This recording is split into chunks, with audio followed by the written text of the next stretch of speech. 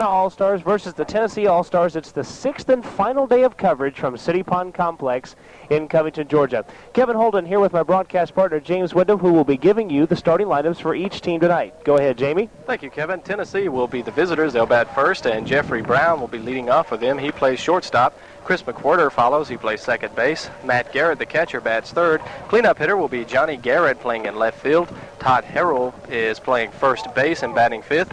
Josh Higgins in right field bats sixth. Casey Bailey will be pitching this evening, and he'll be batting seventh. Cody Frost batting eighth and center fielder. And Brody Logan will play the hot corner and bat ninth. Louisiana defensively, they are the home team. Kevin Peters plays in left field, Brad Cobb in center field. Craig Dowden is the right fielder. Chris Broadus plays third base. Jeff Pierce, the shortstop. John Roten, the second baseman. And Shane Brannon, the first baseman. Behind the plate will be Jeremy Farrar doing the catching. And Terry Lawrence will be the pitcher this evening for the Louisiana All-Stars. And Louisiana now has a loss after they went down to Tennessee last night 7-5, this being a rematch of that game. And Tennessee was the upset winner yesterday, defeating Louisiana, as we mentioned, by a score of 7-5. A big blow there in the second inning. Cody Frost for the Tennessee All-Stars, the center fielder and the number 8 batter for Tennessee, hit a 3-run home run in the second inning, and that tied the score. Louisiana at that point was up 3-0. And after the 3-run homer, the score was tied. Tennessee never looked back, and they took a 7-3 win. Now, Jamie, 3 teams in this tournament have one loss, Louisiana and Tennessee being 2 of them, and the winner of this game plays South Carolina at 8:30 for the championship. And what do you think the game plan is going to be for the team that wins this game, having to come back immediately, just 15 minutes later, and play South Carolina for all the marbles? Well, we saw South Carolina use a strategy similar to what you're talking about yesterday when they had the pitcher Bradley went for them yesterday afternoon, and they pulled him after 3 innings despite the fact that he hadn't given up a hit, had pitched brilliant baseball, and it darn near came back to haunt him as Alabama scratched back into the game and pulled to within 3 runs, but South Carolina did hold on to win. Louisiana used their starting pitcher Steve Knotts for 3 innings last night, but they pulled him for more than one reason, as he had already given up 6 runs after his first 3 innings, so they pulled him at that stage. Set to lead it off for Tennessee is Jeffrey Brown at the top of the first. Swings at the first pitch, fouls it back to the screen, 0-1. Number 44, Jeffrey Brown. It'll be Jeffrey Brown, Chris McWhorter, and Matt Garrett, top 3 spots in the Tennessee order, due up to start the game for the Tennessee All-Stars. Tennessee has been the upset team so far in this tournament, defeating Texas 7-3 a couple nights ago, and then last night defeating Louisiana. Terry Lawrence gets the sign from his catcher. The wind of the pitch swung, grounded down the third baseline. Foul ball. And that one just missed, being an extra base hit, as a diving Chris Broadus at third base for the Louisiana All-Stars couldn't quite come up with it. It did roll just outside of the bag. Jeffrey Brown in an early hole, 0-2. And we have to talk as the game goes along about the gutsy performance last night by Johnny Garrett, who is in left field tonight for Tennessee, as the 0-2 pitch is a called strike 3, inside corner. And Brown goes down on strike. So the first out as Lawrence striking out Brown. Here's Chris McWhorter. Second baseman is a left-handed hitter. Now batting for Tennessee, the second baseman, number 30. Last night, Johnny Garrett pitched a complete game against Louisiana. Tennessee bucking that strategy about the 3-inning pitchers completely, as they used Johnny Garrett for the entire 7 innings. And after giving up those 3 runs in the second, he gave up only 5 base hits afterwards, including 3 in the 7th inning, as Louisiana plated 2 more runs. But Garrett held on to preserve the victory, and 7-5, Tennessee came out on top. And they really needed that ball game from Garrett to keep their other pitchers fresh for today. Here's McWhorter, standing with a closed stance, now standing in there against Terry Lawrence. McWhorter thought that Lawrence was taking too much time, so he backed out of there and called timeout. We've got a new vantage point for today's game, which we will describe to you in just a moment, as Lawrence goes into the wind and his first pitch is fouled back to the screen, 0-1. We have been in the press box, or the porch that adjoins the press box, for the first 5 days of this tournament, but on day number 6, a higher power has pushed us out of the press box, as this game will be broadcast on a major sports network on August 28th. And so we're down right here on the field. In fact, we're probably 10 feet from home plate. A little more comfortable, Kevin, with the big table set up here. Terry Lawrence's 0-1 pitch is a called strike on the outside corner to the left-handed batter, 0-2. Yeah, this setup with the table is a lot better. We don't have to have all those chairs around to keep all our papers in. And so you'll be hearing lots of crowd noise, and we're sitting over on the Tennessee sideline, so don't worry, this crowd is about even between Tennessee fans and Louisiana fans, but you'll probably hear more noise from Tennessee tonight because that's where we are. The 0-2 pitch just outside, a ball and 2 strikes. And Terry Lawrence hasn't missed with much. That time it was a wasted pitch outside. Terry Lawrence, the Louisiana pitcher, has been showing terrific control here early. No butterflies for the Louisiana pitcher. Not much wind here tonight. There is a little bit of wind, and it's blowing out to right field. Here's the 1-2 pitch, low and inside, 2-2. Now, after Kevin, Lawrence struck out Jeffrey Brown with the left-hander Chris McWhorter coming up, the Louisiana coaching staff called a timeout and went out and had a conference on the mound. You have to wonder if that's about pitching to a left-hander. We haven't seen this many left-handers this early in the lineup. The 2-2 pitch is low, so the count runs full now, 3-2. Certainly we didn't see anything wrong with Terry Lawrence's delivery on the first batter. Lawrence has a count now of 3-2 to Chris McWhorter. Tennessee second baseman standing in has that bat held high behind his back, swings at the 3-2 pitch and drives it to left field. Peters going back on it. Did he make the catch? Yes, he did. Ball sort of fooled him, but he made the catch near the warning track, Jamie. Peters got turned around a little bit on that play, Kevin. He started to backpedal, went to his left, and then turned around and had to go back to his right. Made a nice one-handed catch to get out of it for the Louisiana All-Stars. So now 2 down, another left-handed batter, Matt Garrett. Garrett is a switch hitter, Jamie, and perhaps the only switch hitter we've seen in this tournament. He has not batted right-handed yet, though, in this tournament. He almost did last night as Louisiana put a lefty on the mound for the 7th as the first pitch comes outside, a ball and no strikes. But Garrett has been batting left-handed every time we have seen him, and he has one of the quickest bats in this tournament, one of the big guys to watch for Tennessee. Matt's brother Johnny Garrett is playing left field tonight, and he is on deck. Here's the wind from Lawrence and the 1-0 pitch. Swung on, popped up behind us, and over the third base grandstands and foul on to field number 2, which is now directly behind us, and nothing going on field number 2 as all the action is focused right here. This is the final day of the Dixie Boys World Series. A lot of folks here in Covington will be sorry to see the Dixie Boys World Series leave this town. Of course, a lot of folks will be relieved as well, as there has been a lot of work going into this. 1-1 pitch called strike outside corner, 1-2. And you'll have to tell us, you had a chance to talk with Tommy Haley yesterday afternoon. For those who might have missed that interview, you'll have to tell us about you didn't have a chance to talk to Tommy? I talked to him off the air, and Tommy was very, very happy about getting the opportunity to host this tournament, and he had been pleased with the way it's gone so far. Here's the 1-2 pitch, swung on and missed. Lawrence pulled the string. Garrett out in front goes down, and so does Tennessee here in the first. No runs, no hits, no errors, no one left on base. And after a half inning of play, no score from field number 1, City Pond Complex in Covington, Georgia. We'll be back after this message. You're listening to our live coverage of the semifinal round of the 1993 Dixie Boys World Series. More of Tennessee versus Louisiana after this. When it comes to fast food, I don't know what's true. I got the fast food blues. When you want to lose the fast food blues, it's Chick-fil-A, Chick-fil-A. A taste that's right, so healthy and light. It's Chick-fil-A, Chick-fil-A.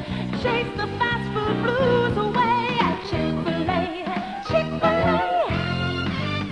America's lightest fast food. Chicken so tender, made fresh for you.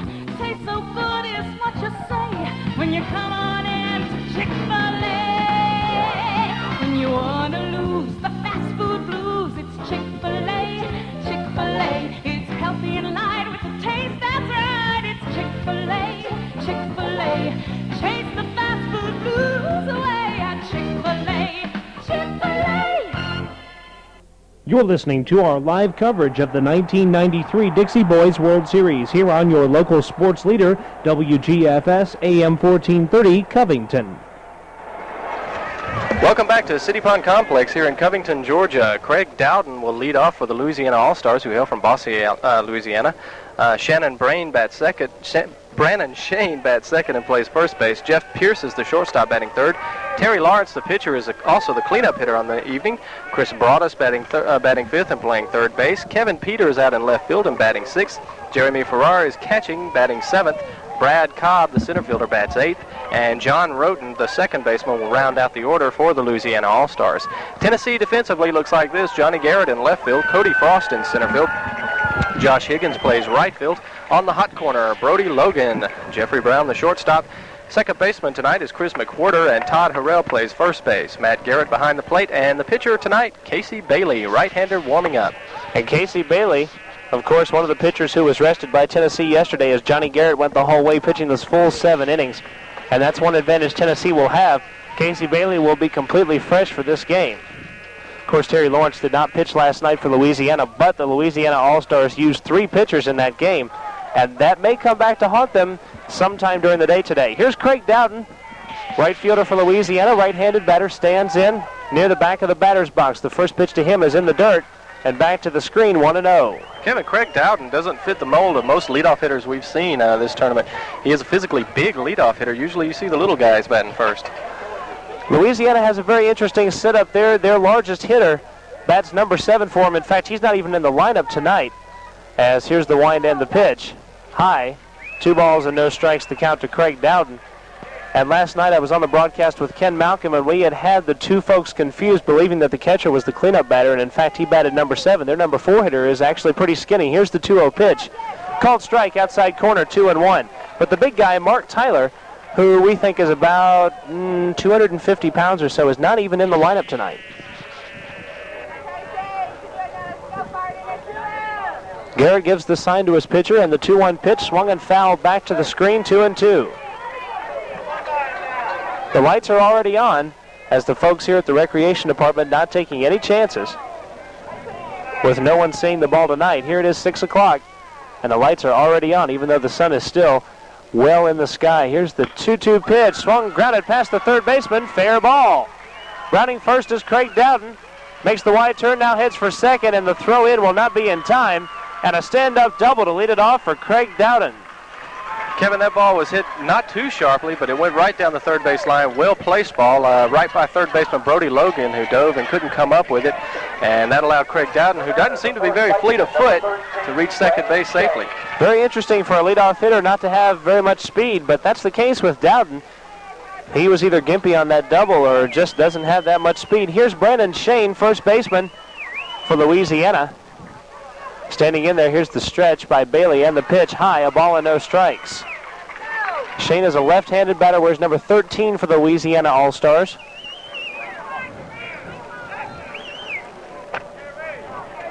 In last night's game against Tennessee, Shane was 1 for 4 with a double and a run scored. He also had an RBI last night. Here's the stretch and the pitch, swung on, popped to the screen, a ball and a strike.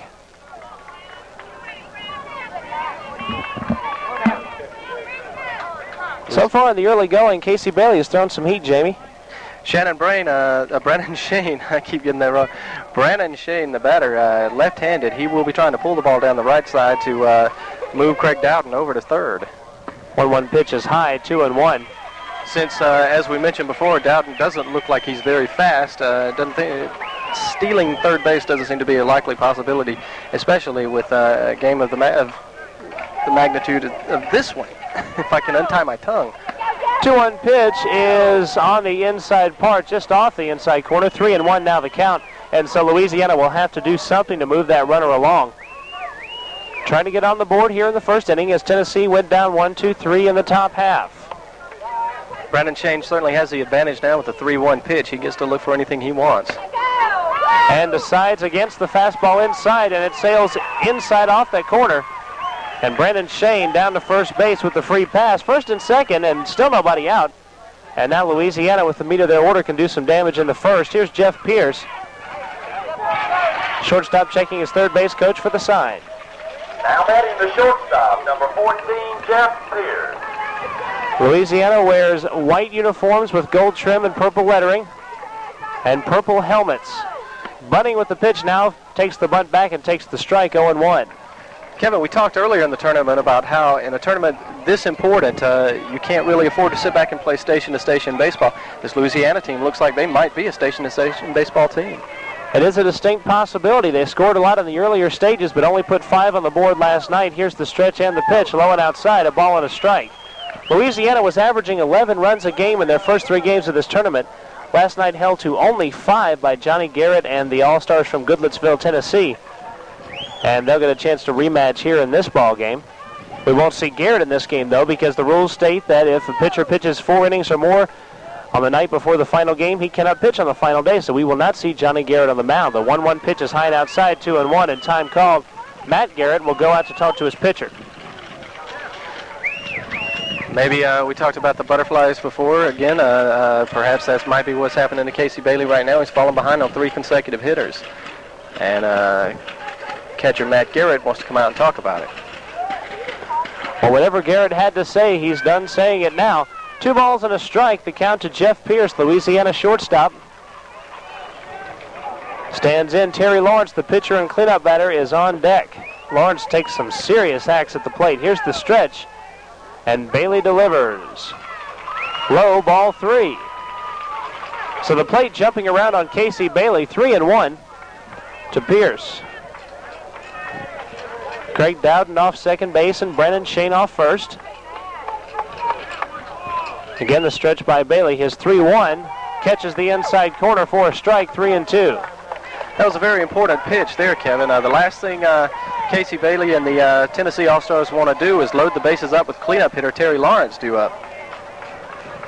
Still need to throw one more strike here with a full count, and the 3-2 pitch swung on, drilled into right field, and will fall in for a base hit. Being waved around third is Dowden. He will score as the throw comes up the first baseline, and Pierce will move over to second base on the throw. Josh Higgins, the right fielder for Tennessee, did not throw to the cutoff man, elected to try to go all the way to the plate, and that allowed Jeff Pierce to move to second on the throw. Higgins has a good arm in right field and likes to come home, and earlier in this tournament, Higgins uncorked a throw that went from that right field position, shallow right field, about 3/4 of the way up this backstop, Jamie, and it bounced almost up where that screen is. We've seen some good arms from outfielders in this tournament, very impressive.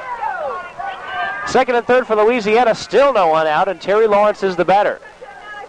Lawrence keeping the weight on that back foot, standing with a closed stance near the back of the box. Here's the first pitch to him. Swung on and grounded down the first base line. And by the first baseman, Harrell into right field for a hit. 1 run will score. 2 runs are in. And Louisiana plates an early 3 runs.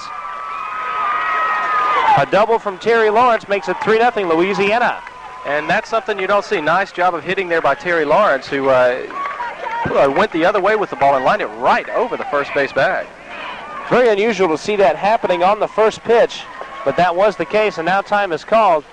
Tennessee head coach calls time, and we may see an early pitching change here.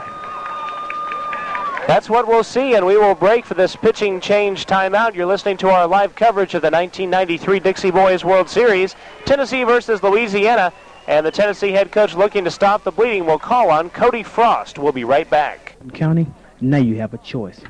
That choice is Rockdale Team Sports, located in Salem Gate Shopping Center in Conyers.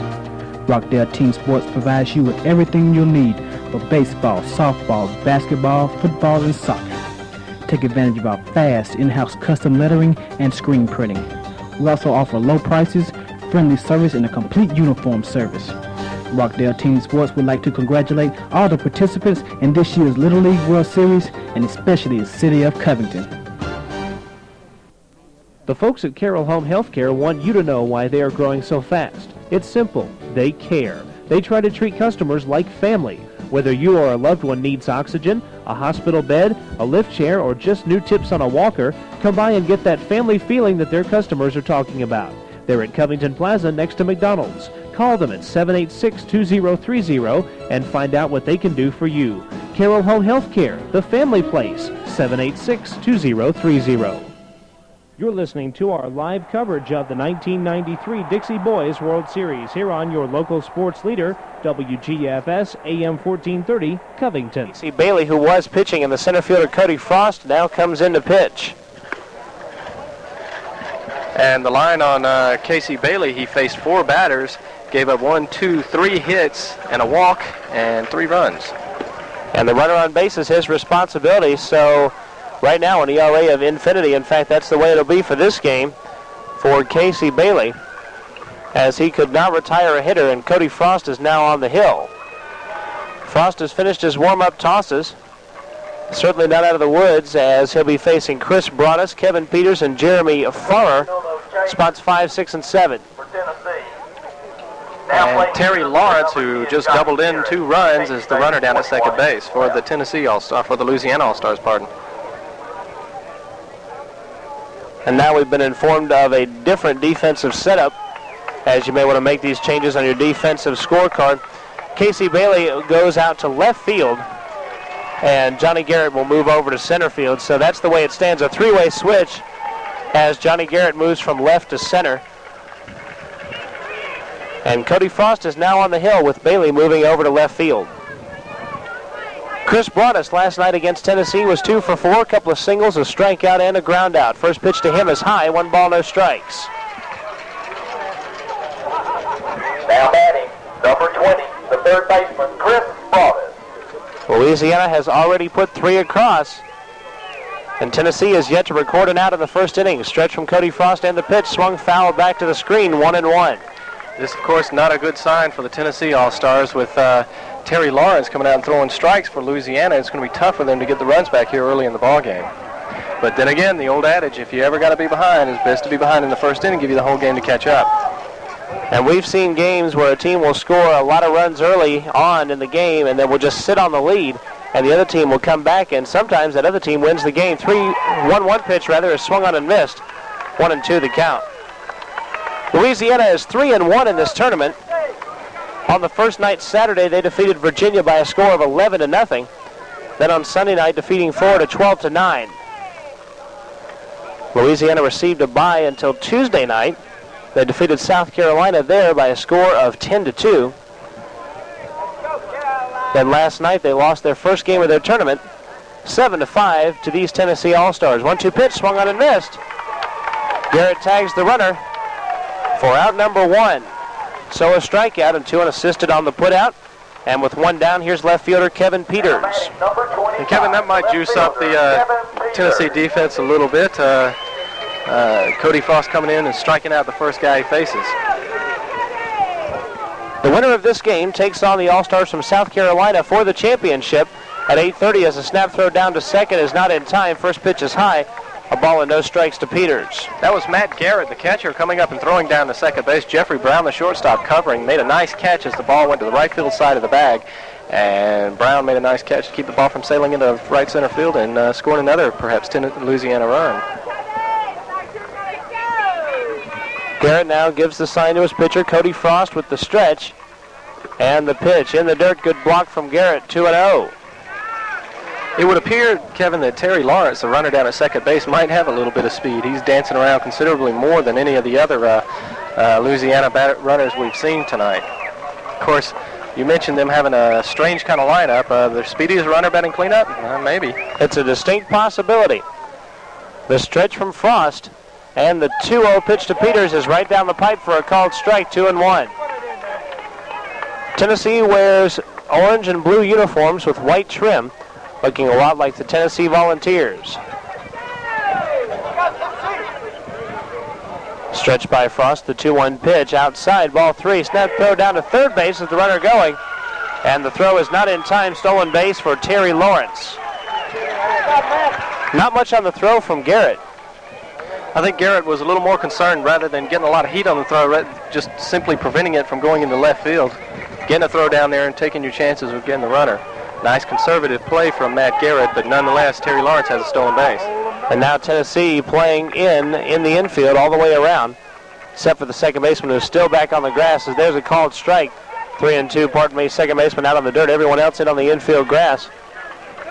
Third baseman holding the runner at third, and Todd Harrell, the first baseman, is back now. As there's a swing and a miss. Peters is down on strikes. And Cody Frost has come in and so far done nothing but right things as he strikes out 2 consecutive batters. And with 2 down, Louisiana catcher Jeremy Farr is the batter. Good job of pitching there from Cody Frost, falling behind 3 balls and 1 strike to the hitter, bounced back to get a second straight strikeout. Now we've been informed that the correct pronunciation is Farrer, so we'll use that throughout the game.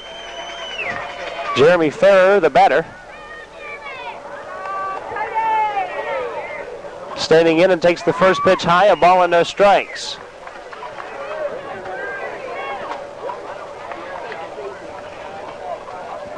Cody Frost has thrown well in relief here in the first inning, striking out Broadus and Peters. Trying to strand that runner down at third base and keep the Louisiana lead at 3. Pitch is high, 2-0.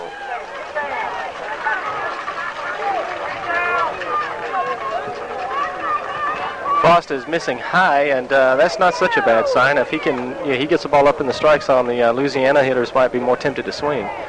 And the 2-0 pitch is just inside. 3 balls and no strikes to count. But you can't get it too far out of the strike zone. If you keep missing high, they're just going to lay off, and that's what they've been doing here. Jeremy Farrer with a count of 3-0, and the 3-0 pitch is high, ball 4. And so after falling behind 3 balls and a strike to Kevin Peters before striking him out, this time he falls behind 3-0 to Farrer and walks him on 4 straight.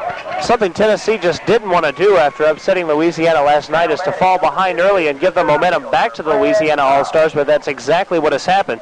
8th man to bat in the inning is center fielder Brad Cobb. So all kinds of things going wrong for Tennessee right now. Lawrence off third, Farrer off first. And the stretch from Frost and the pitch to Brad Cobb over the catcher's head and back to the screen. Runner heads home. There may be a play. Throw will not be made as Garrett had trouble fielding the ball out behind the backstop. A ball and no strikes. And on the wild pitch, a run scores. There's another disadvantage of missing high. That's true. This time we talked before about there's not a lot of room behind the plate here on City Pond Fields. Not a lot of if you try to break from third on a play like that, it's going to be a pretty gutsy play. This time the ball just died right at the backstop. Things again not going Tennessee's way. Farrer moved over to second on the play as there's a check swing. They say he went around on the high fastball, a ball and a strike to the Louisiana center fielder Brad Cobb. 4-0 Louisiana with the lead in the first inning. First 4 batters in the order scored. Stretch and the pitch called strike outside part 1 and 2. Took something off that pitch, Kevin, and if he can consistently throw that one for strikes, he'll have the Louisiana hitters scratching their heads. He's got a good fastball. Going to try to mix that fastball and breaking ball, and there's another one grounded back up the middle. Shortstop Brown to his left makes the play, throws in the dirt, and Harrell cannot hang on to it. There's an error on that play, and the official scorer will charge the error on the play to the shortstop on the bad throw. E6. Jeffrey Brown with the error and keeps the inning alive for Louisiana. Number 12, John Roten. John Roten, the second baseman, is the batter. Roten is a left-handed batter. Cody Frost with the stretch. Checks the runners at the corners. His first pitch is high and outside. 1 ball and no strikes. And Frost appears a little bit shaken up on the mound.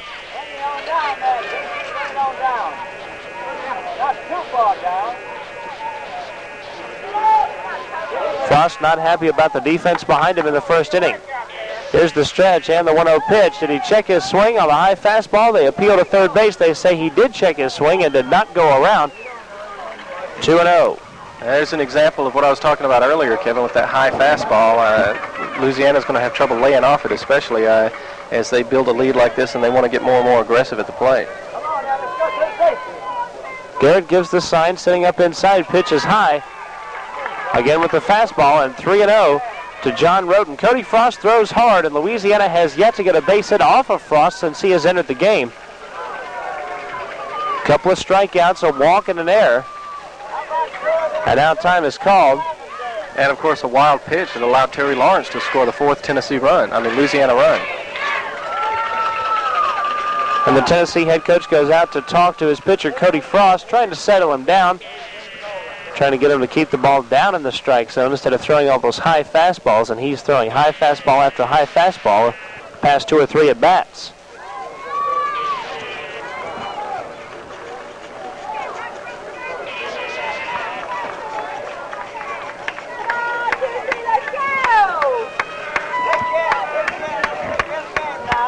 Folks from South Carolina already here watching today's game. They don't even know where they're going to be sitting for the nightcap. They'll have to coin flip to see who the home team is.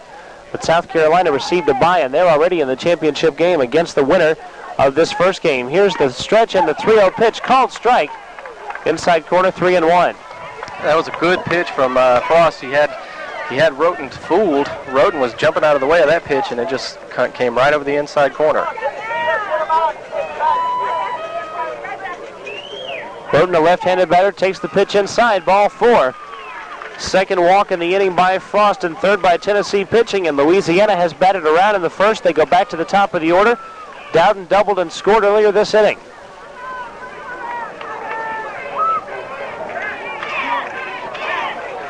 That's walk number 3 for Tennessee pitching.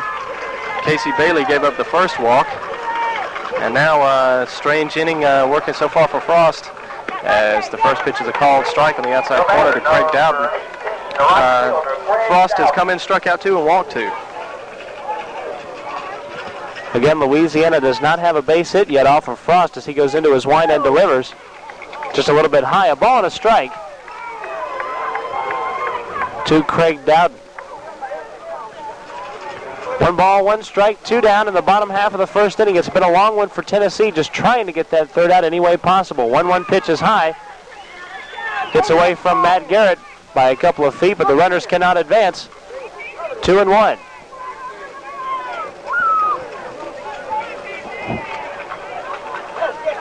Frost is going to pitch from the windup. And Cody goes into the wind and fires. Swung on foul back to the screen, 2-2. Dowden, of course, started things off with a solid double.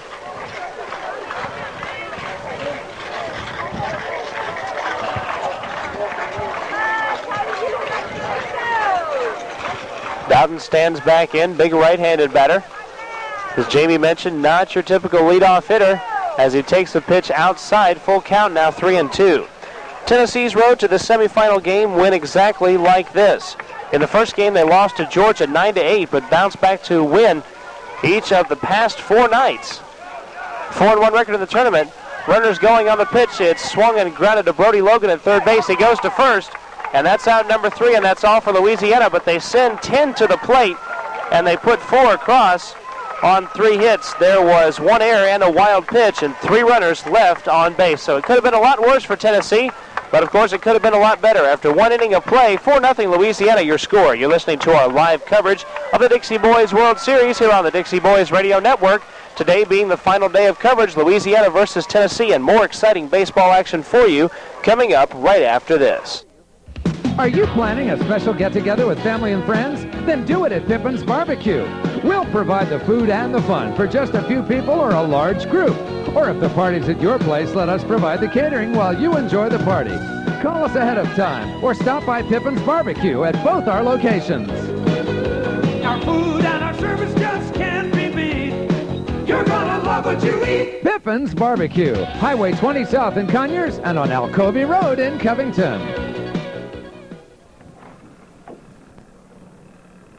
It's time for the hot summer clearance sale at Lane Body Shop and Marine on new and previously owned pontoons. Used pontoons starting at $3,500 and closeout prices on new pontoons. Javelin bass boats with Evinrude motors, flat bottom aluminum boats, and pedal boats. Plus clearance prices on all Evinrude outboard motors in stock. Hurry and buy before the 94s arrive and save. Lane Body Shop and Marine is your local boat headquarters, located at 12247 Flat Shoals Road in Covington. Phone number 786-7405 or 787-2060. You're listening to our live coverage of the 1993 Dixie Boys World Series here on your local sports leader, WGFS AM 1430 Covington. And we're back, and we head to the top half of the second inning. And leading it off for Tennessee in this inning, Johnny Garrett, now playing center field. He'll be followed by Todd Harrell and Josh Higgins, 4, 5, and 6 spots in the Tennessee order. Into the wind is Terry Lawrence. His first pitch is a called strike, 0-1. It will be important to watch Lawrence here in the second inning.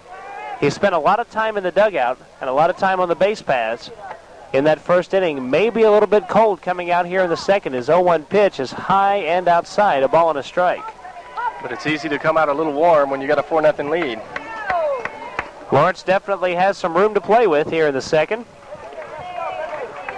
Johnny Garrett, a right-handed batter. Cleanup batter for Tennessee. Takes the pitch low and inside, 2-1. The Tennessee All-Stars, Kevin, are from Goodlettsville, Tennessee, and they are managed by Mike Vitato.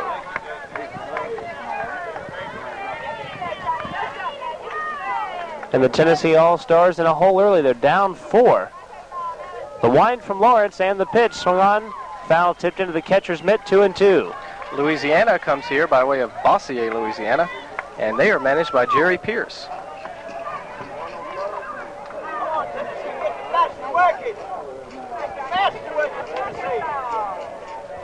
Jeremy Farrer gives the sign to his pitcher. Here's the wind and the pitch swung foul back to the screen, and count remains 2-2.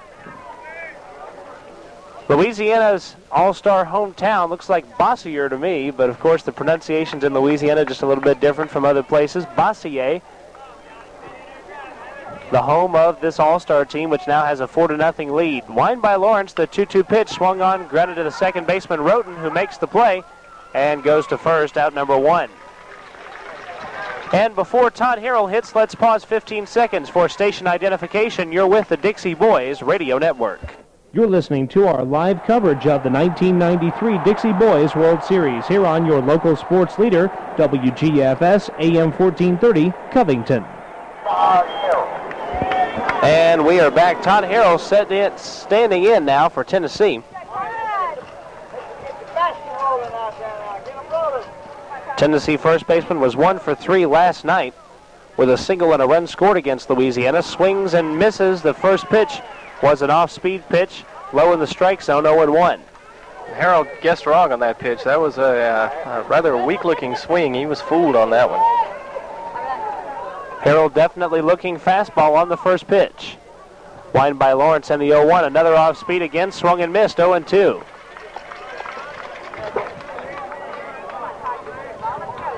Harold, a big right-handed batter. Looks like he has a little bit of power to the gaps. Harold's going to look for something here. 0-2. Swings and drives one to center field, but Brad Cobb in his tracks has the catch. I almost called that one, didn't I? That was a good call there, Jamie. Right after you said that, ball hit deep to center field. In fact, another 10 feet either way, perhaps an extra base hit. You made some pretty good calls in this tournament. Just luck. Squeeze plays, so on and so forth. I thought perhaps one team would want you to manage for a game or two during this tournament, but not the case. No. Josh Higgins swings at the first pitch, drives it foul down the left field line. No balls and a strike. Higgins bats as he throws left-handed. I'm just a lucky observer. Able to have a super fan seat right now, though. This is a terrific seat. In fact, probably these ball players at home plate are hearing us call this game. The 0-1 pitch is low, 1 ball and 1 strike. Definitely a great view of this game. And a perfect view of the scoreboard to boot. That's what's great about this. Scoreboard is down the right field line directly in front of us. Pitch is swung on, fouled again down the left field line. A ball and 2 strikes to Josh Higgins. And you mentioned, Kevin, the umpires might be able to hear us here, home plate umpire tonight. We've seen 4 umpires on the field for every game. We've seen some great umpiring. I got a story to tell you after the 1-2 pitch from Terry Lawrence. I warned you. You started this story with 2 outs. Here's the 1-2 pitch. Blown outside, 2-2. Go ahead. Last night I caught the Alabama manager after Alabama was eliminated. Butch Trammell was manager. He came up, stuck his head into the umpire's locker room and said he's been managing for 15 years. Best umpiring he has ever seen. Into the wind is Terry Lawrence, and his 2-2 pitch is high, 3-2. The umpiring is best when it's not noticed. That's the simple adage about baseball, and these umpires haven't been noticed at all. I haven't seen one argument. Heard one protest, but that was over numbers and uniform numbers and not anything to do with the umpires. Terry Lawrence goes into his wind, and the 3-2 pitch is outside, ball 4. A lot of folks have talked like this is one of the best tournaments ever as far as Dixie Boys World Series are concerned, and that bodes well for Covington in the future if they want to host another tournament like this down the road. They've got the facilities for it as well. I don't think there's any question that Covington will put in a bid sometime in the future to try to host this tournament again, especially given, as you mentioned, these wonderful facilities and all the hotel space right here next to City Pond, practically.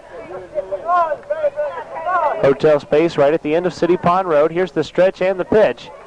Just high to Casey Bailey. A ball and no strikes. Casey Bailey now at left field. pitched to the first 4 batters of the game and ended up allowing 4 runs, all of them earned. And nobody coming from east or west could have had a hard time finding the hotels right off the interstate. Higgins taking his lead off first base. Pitch is swung on and drilled into left center field. Cobb is over, though, and he will make the catch for out number 3. No runs, no hits for Tennessee in the second. There was a walk, but that runner was stranded at first base, and after an inning and a half of play, the score is 4-0 in favor of Louisiana. You're listening to our live coverage of the 1993 Dixie Boys World Series. More of Louisiana versus Tennessee right after these messages. Oh, it was terrible. Last night I dreamed that I didn't have HBO. I turned on the television, and all the movies had commercials every 15 minutes. The series were old and had been in syndication since 1976. It was horrible. I tried every channel, but it was hopeless. I couldn't find HBO. But then I woke up. I ran to my TV, and there it was, HBO, with uncut and uninterrupted movies like A League of Their Own, Mo Money, Whispers in the Dark, and Strapped, an HBO original movie, plus top comedy series like Dream On and The Larry Sanders Show starring Gary Shandling, not to mention World Championship Boxing and Russell Simmons' Def Comedy Jam. Believe me, having HBO is a dream come true, but trying to live without it is a nightmare. So wake up and, get HBO. Call Covington Cable TV 787-4444. 787-4444. You're listening to our live coverage of the 1993 Dixie Boys World Series here on your local sports leader, WGFS AM 1430 Covington. And we head to the bottom half of the second inning. Due up for Louisiana here in the second, Brennan Shane, Jeff Pierce, and Terry Lawrence, 2, 3, and 4 spots in the Louisiana order. They sent 10 men to the plate in the first, plated 4 runs on only 3 hits, and Tennessee wildness in the first led to a couple of those runs, and they're going to try to get over this wildness here in the second, Jamie Windham. Very important for Tennessee pitching to settle down and start getting some guys out here. The last thing you want to do is fall deeper and deeper into a hole. This being the next to last game in this tournament. South Carolina, of course, awaiting the winner. And just as we say that, the Tennessee second baseman, Chris McWhorter, making the last infield throw to his shortstop, Jeffrey Brown, threw it by him 10 feet over his head and down the left field line. So Tennessee has wildness all over the place right now. The Tennessee All-Stars have been their own worst enemy this evening. We've seen some fine play from Tennessee throughout this tournament. Of course, the big upset eliminating Texas, who everybody thought of from the beginning of this tournament might just roll into the championship game. Tennessee's showing some gutsy performances, and this is very atypical of Tennessee to shoot themselves in the foot back in the first inning, give up 4 runs in 1 inning. So Cody Frost will try to cool off the Louisiana bats here in the second inning, and we'll start with Brandon Shane, the first pitch. Outside, 1 ball and no strikes to Shane, who walked and scored in the first. Let the puns begin. Cody Frost is on the mound. Frost checks his catcher for the sign and fires the 1-0 pitch high. 2 balls and no strikes. I think the puns have to begin after an 8-run lead, Kevin. An 8-run lead, okay. Well, if Frost can get the ball down, I don't think Louisiana will build up that kind of lead. Line by Frost and the pitch. High again, and the count is 3-0. Unfortunately for Tennessee, Kevin, Frost is beginning the second inning just as he ended the first. A lot of high pitches. Both balls the 3 balls he's thrown have all missed high. He goes into the wind trying to keep the ball down. Does so on the 3-0 pitch. It's a curveball called strike on the inside corner, 3-1. And that was a good pitch. We talked about how effective that was earlier, and that played a key role in the 2 strikeouts he got back in the first. Brody Logan is 3 steps in on the infield grass at third base. Here's the 3-1 pitch. Swung drilled on that first base line, bobbled by the Louisiana first base coach. First error from Louisiana tonight. 3 balls and 2 strikes to Brandon Shane. Brandon Shane, the left-handed hitter, was way out in front of that pitch. Thinking a fastball, got the off-speed pitch and hit it down the first base line foul. The wind and the payoff pitch again, swung and drilled down the first base line, foul, and bounces right off of the booth for one of the cameras that will be used for tonight's game. The second game, which will be televised on tape delay. Also, we've seen some photographers working down there, so it seems to be just a regular photographer's pit as well. Interesting to see something placed like that in the middle of foul territory down the first baseline as the 3-2 pitch is low and outside. Ball 4. And for the second time today, and the second time in as many innings, Brennan Shane has taken a base on balls. That's exactly what Tennessee needs right now, trailing by 4 base runners, and more base runners. Brandon Shane batting second in the order. We'll see if he's got any speed down. This is Louisiana batting. They don't need any more base runners. They have the 4-run lead. Of course, Louisiana with 1 stolen base so far in tonight's game as Terry Lawrence stole third in the first inning. And that was an interesting stolen base, being the only stolen base coming from the cleanup hitter. Stretched by Cody Frost. Runner not going with the first pitch, which is high, almost over the catcher's head. A ball and no strikes. And Jeff Pierce is 1 for 1 with a single and a run scored. You know, Kevin, usually when you see a pitcher missing high in the strike zone, you begin to wonder if he's tired, he's not getting the leg drive, and the ball kind of lazily rolls off his fingers and floats into the top of the zone. Sorry about that. That one was definitely not high, 2-0. Pardon me. This time, Frost is throwing hard. He doesn't appear to be tired. Of course, he just came into the game. Maybe there's something wrong with his mechanics out there that the Tennessee coaching staff is trying to figure out right now. Here's the 2-0 pitch, swung on, grounded into right field. It will be a base hit. Taking the turn at second base is Brendan Shane. He will hold there. And the second beginning just like the first.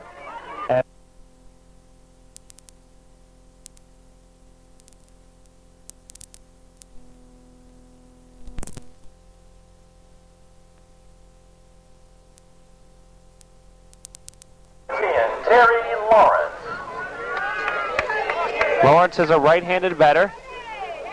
Swings to the first pitch and fouls it back to the screen, 0-1. Terry Lawrence does not get cheated at the plate. If he swings at a ball, he's going to swing like he means it. Yesterday, Lawrence was 1 for 4, but he tripled in a run in the 7th inning.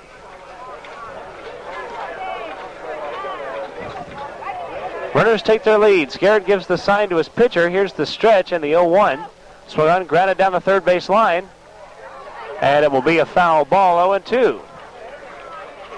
And thinking once again about the control problems that the Tennessee pitching has experienced early in this game, you begin to wonder, these kids have played a lot of baseball since Saturday afternoon.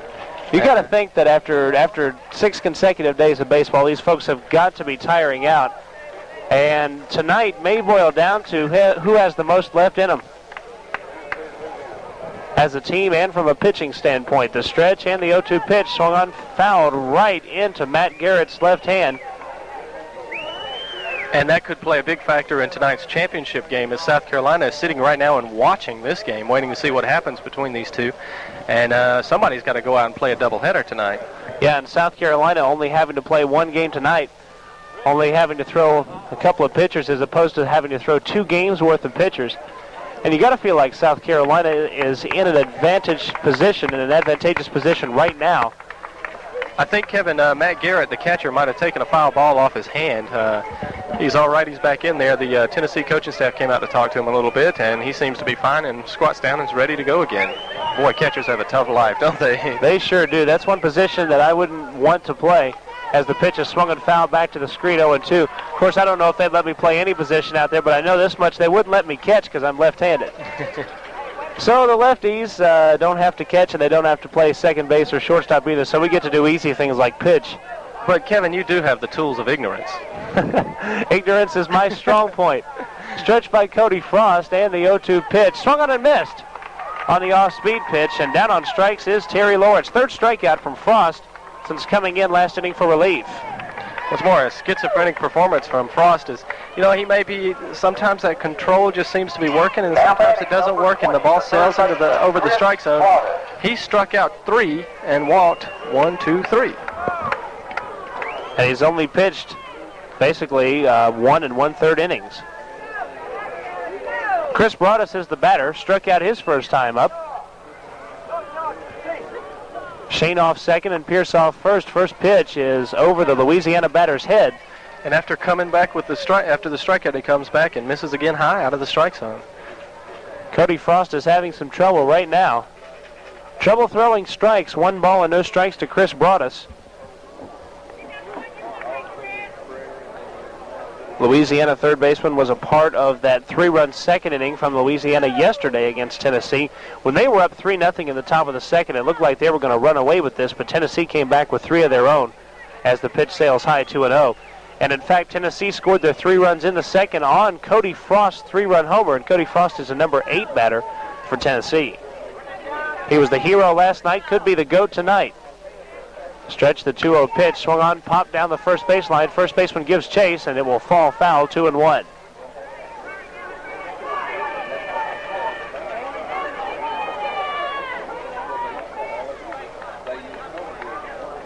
Two balls, 1 strike, 1 out, says the scoreboard, which we can see perfectly tonight. 4-0 is your score in favor of the home team, the Louisiana All-Stars. We are situated right behind the fence, just a few feet from home plate, and located just next to the Tennessee dugout, or pardon me, the Tennessee grandstands, as the pitch goes back to the screen, and both runners will move up on the wild pitch. Second one from Cody Frost on the evening. Both grandstands are packed, and Jamie, the crowds on Saturday and Sunday were pretty large, but the crowds on Monday and Tuesday, not that great, and the crowds are back tonight. That's right. Of course, as the games gather significance, more and more people come in. We also are packed into one field here, whereas the action was divided between 2 fields all the previous days of the tournament, so that might account for it. All the folks from the Covington-Newton County host team are here, and a lot of folks from this Covington, Georgia area are here for tonight's action. Looking to see good baseball action out of these 13 and 14-year-old all-star teams. Here's the wind and the pitch, back to the screen, ball 4. Runners will not advance. That one nowhere near the plate. Way over the catcher's head and bouncing up on the backstop. So the base is loaded for Louisiana and only 1 out. Left fielder Kevin Peters is the batter, and time is called. This may be the end of the day for Frost. And yes, I think it is. Coach Mike Vitato making a signal into the outfield. No, maybe it's the shortstop. So Tennessee will make a pitching change, and while they do, we will take this break. You're listening to our live coverage of the 1993 Dixie Boys World Series. It's Tennessee, and they're taking on Louisiana here from City Pond Complex in Covington, Georgia. Tonight being our final night of coverage, the Dixie Boys Radio Network has been on the air for 5 days, this being day number 6, Tennessee taking on Louisiana. And we're going to keep it right here. Sorry about that, folks. We're going to keep it right here because the Tennessee head coach had motioned to his shortstop to come in to pitch. Now after a conference on the mound, apparently Frost convinced the head coach of something because he's left him in there. And the wild pitch from Frost that he pitched during that walk to batter Chris Broadus, really, he's getting further and further out of the strike zone instead of honing it in. That one went all the way over Matt Garrett's head. The first pitch to Kevin Peters swung on and fouled back. So now he's ahead in the count. No balls and a strike. But again, another schizophrenic job. Struck out Terry Lawrence, came back and gave up a walk to Chris Broadus, just as he did in the first inning. Bases loaded for Louisiana. 1 down in the second. The pitch is swung on and popped back to the screen, 0-2. Well, there are 3 things that Cody Frost seems to be good at. Throwing high fastballs, getting lots of strikeouts, and getting lots of pop fouls back to the screen. He's got a curveball that's been vicious to the Louisiana left-handed hitters, too. With an 0-2 count, we may get a chance to see it. Here's the wind and the 0-2 pitch. It's a fastball, swung on and missed. And there you have it, that high fastball going after Peters, and Peters couldn't catch up. Second time he's gone down. And that time it wasn't too high. It was just high enough to tempt the Louisiana hitter, but not high enough for him to get around on it and hit it. Not low enough, to get around on it and hit it. And that's that eye level or just a little bit below fastball that is very, very tough to lay off of because obviously a pitch in your eyes is a pitch you're going to see better than any other kind of pitch. And you're big. You're going to be tempted to swing at something like that. Jeremy Farrer is the hitter. He walked last inning and was stranded at third. There's a called strike to him, 0-1. Brandon Shane is the runner at third base, Jeff Pierce at second, and Chris Broadus at first base for the Louisiana All-Stars.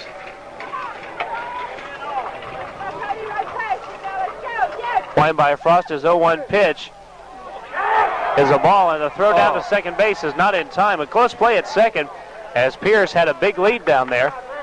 Matt Garrett made a good throw down to second, and shortstop Jeffrey Brown came over and made the play. looked like he had the tag. It looked like he had caught Jeff Pierce off the bag, but dropped the ball. Well, Tennessee doesn't get that break, but they do get this one. That 0-1 pitch was a strike, not a ball, and the call has now been changed and been put up on the scoreboard as a strike. No balls and 2 strikes to Jeremy Farrer. Farrer is a right-handed batter with a big RBI situation, but it'll have to take a base hit with 2 down. Here's the 0-2 pitch. Swung on and popped into right center field. Center fielder on his horse. It'll fall in for a hit. 1 run is in. 2 runs are in. Being stopped at third is Chris Broadus. The double from Jeremy Farrer makes it 6-0 Louisiana.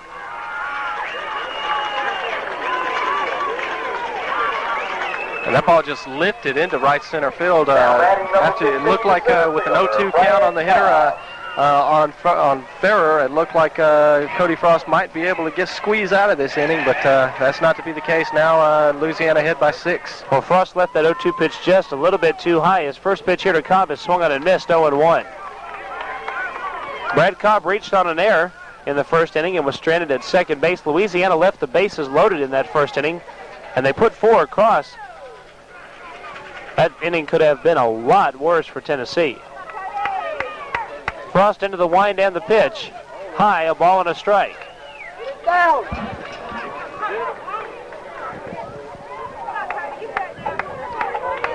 The advice for Cody Frost right now, get it down, keep that ball down in the strike zone, as he's already walked 4.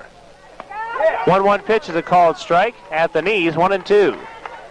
And if you're a Tennessee manager, what do? You hate to try to go with 3 pitchers here in 2 innings, but time is running out, and the old cliche, there's no tomorrow. Cody Frost in a lot of trouble out there right now. His 1-2 pitch, I believe, is a called strike, but it's back to the screen, and Garrett will not make a throw. And so safe at first base is Brad Cobb. An unusual play. The umpire called it a strike. Matt Garrett just strolling back to the screen, thought it was a ball, I believe, and no play at first. He struck out Brad Cobb, who was able to run down to the bag in time, and once again, the bases are full of Louisiana All-Stars. Strikeout on the pass ball, and Tennessee hurting themselves again. That's the 5th strikeout for Frost in 2 innings of work. Pitch is outside, 1 ball and no strikes, actually an inning and 2/3. He got an out on a ground out, but he's had 5 strikeouts also. Frost may have the distinction of striking out 4 batters in this inning. Garrett looks at his third base dugout to get the sign and relays that sign to Cody Frost, who is pitching from the windup. Here comes the 1-0 pitch. A little bit high, 2-0. And there's another good example. Give the Louisiana All-Stars credit for laying off these pitches from Cody Frost, making him throw strikes. When he does, he gets guys out. When he doesn't, trouble. Louisiana has 2 hits in this inning, and Frost has walked 3 batters. Here's the pitch, swung on and missed. Another snap throw down to second. This one not very close as the runner is back in. 2 balls and a strike to John Roten. And that's Jeremy Farrer, the runner at second, and he went in second base kind of hard there as the throw went high. Jeffrey Brown, the shortstop, went up to gather it in, but Farrer is hurting out there, trying to walk it off. Louisiana coach is out there talking to him, getting him to walk it off. May have gotten a strawberry as he slid back to the bag, and he's going to run just a little bit down that left field line to try to run this injury off. Bases loaded for Louisiana. Chris Broadus is at third base, Jeremy Farrer at second, and Brad Cobb is at first with 2 down. And the batter, John Roten, walked his first time. We talked about Louisiana being playing more like a station-to-station conservative attack. We've seen 2 snap throws down to second base, and the runner from third stayed put. And that's something we haven't seen very often in this tournament. Throw goes down to second. That's almost an automatic pass invitation for the guy from third to try to score. It would be interesting to see what Louisiana would do, say, if it was 1-0 in this situation.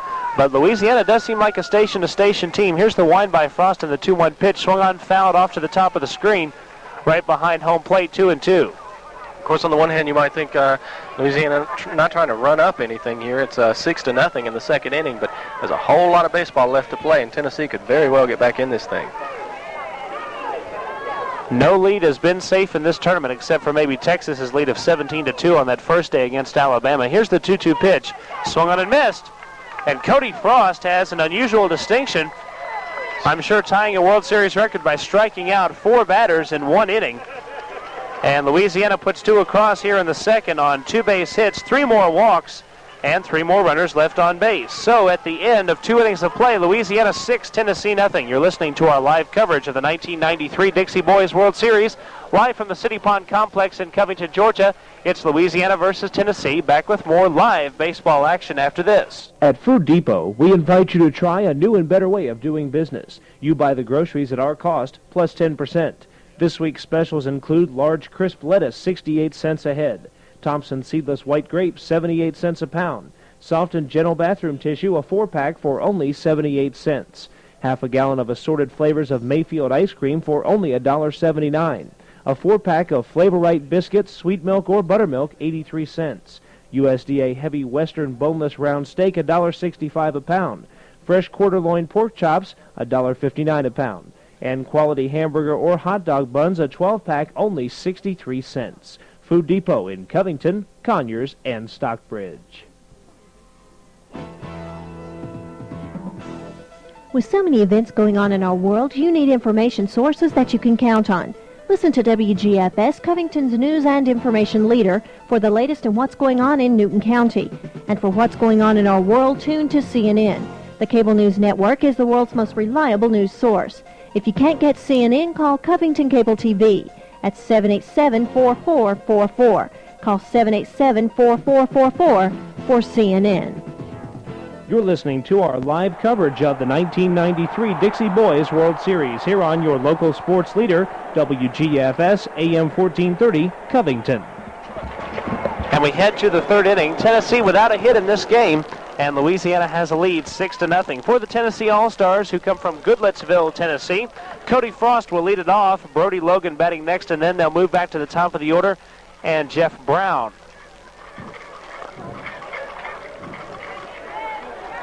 Frost will try to help his own cause at the plate after his mound troubles in the 1st and 2nd innings. Frost, a right-handed pitcher, but a left-handed batter. He stands in. First pitch from Lawrence is swung and grounded on 1 hop to the shortstop. Pierce makes the play. Save at first base is Frost after hustling out that base hit. And that's the first hit of the ball game for the Tennessee All-Stars. Also only the 2nd base runner they've had aboard this game, so maybe things starting to turn a little bit for Tennessee. However, the number 9 hitter, Brody Logan, will stand in and try to move the runner over. They have a runner at first base and nobody out.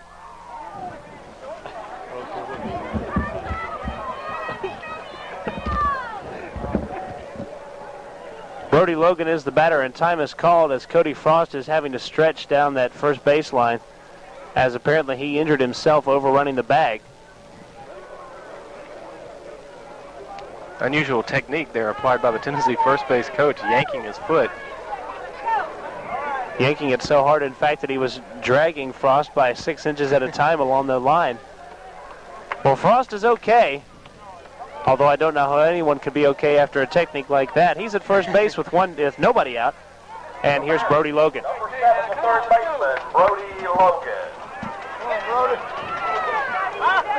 Logan wears number 7 for Tennessee, and he's a right-handed batter. Standing back in the batter's box, takes the first pitch low on the off-speed. 1 ball, no strikes. Chris Broadus, the 3rd baseman, comes in and wants to have a chat with Terry Lawrence, the pitcher, and that'll give us a chance to comment on the fact that, Terry Lawrence just is not a real big kid out there, is he? Now, Terry Lawrence, very skinny. I mean, compared to these other folks here that are 13 or 14 years old, most of these folks here on these All-Star teams could not pass for that age. Most of them look older than that. There's a swing and a ground ball to the 2nd baseman, Roten. Goes the short way to 2nd for 1. That's all they'll get, as Logan reaching on the fielder's choice. Good play by John Roten to get the lead runner. Played it perfectly, squared himself in front of the ball, picked it up, threw it on to second base, which was covered by shortstop Jeff Pierce in time. Speaking of big guys, we don't see Mark Tyler in there tonight for Louisiana. The big catcher If Louisiana wins this game, I have a feeling we'll see him catching in the nightcap. Stretch by Lawrence, and his first pitch to Brown is a called strike, 0-1. He's by far the biggest kid in the tournament. Jeff Brown struck out looking in the first inning. He's standing in there. Now the stretch from Lawrence, checks his runner and the pitch. Swung on, popped up to the left field side. Kevin Peters makes the call. And did he make the catch? They say he did not. We'll see what the official score rules on that, as Peters cannot make the play. And first and second for Tennessee with one down. It's hard to tell. I saw him diving. I couldn't, so we'll assume that the ball was out of his reach and give a base hit to Jeffrey Brown. And again, Louisiana may have an injured player as the coach goes out, sprinting out to that left field position to talk to Kevin Peters.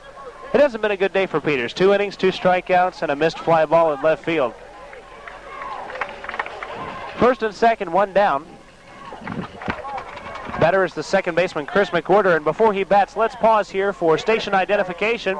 You're with the Dixie Boys Radio Network. You're listening to our live coverage of the 1993 Dixie Boys World Series here on your local sports leader, WGFS AM 1430, Covington. McWhorter is the left-handed batter for the Tennessee All-Stars, who are down 6 runs. We're in the top half of the third inning. McWhorter flied out to the left fielder his last time. And Peters is okay out there in left field for Louisiana and remains in the game.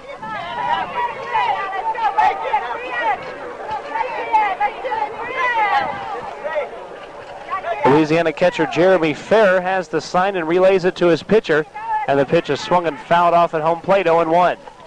The big thing for Tennessee to remember here, Kevin, is not try to get it all back with one swing. The thing they have to do is scratch back into this thing, play it 1 run at a time. Got a good chance to do that right now with runners at first and second and 1 man out. It is impossible to hit a 6-run home run, even though hitters try to do it at times. And again, that's something, as you mentioned, that the Tennessee head coach will have to relay to his players. McWhorter stands in as the chalk lines that outline the batter's boxes have pretty much been obliterated by the hitters from both sides. Stretched by Lawrence. And the 0-1 pitch swung on, grounded down the third baseline. Foul. 0-2.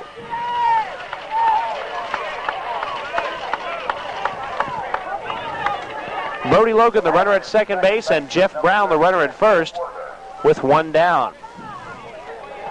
On deck is Matt Garrett. Tennessee catcher struck out swinging back in the first. McWhorter showed pretty good power to the off-field back in the first inning with a long fly ball to left.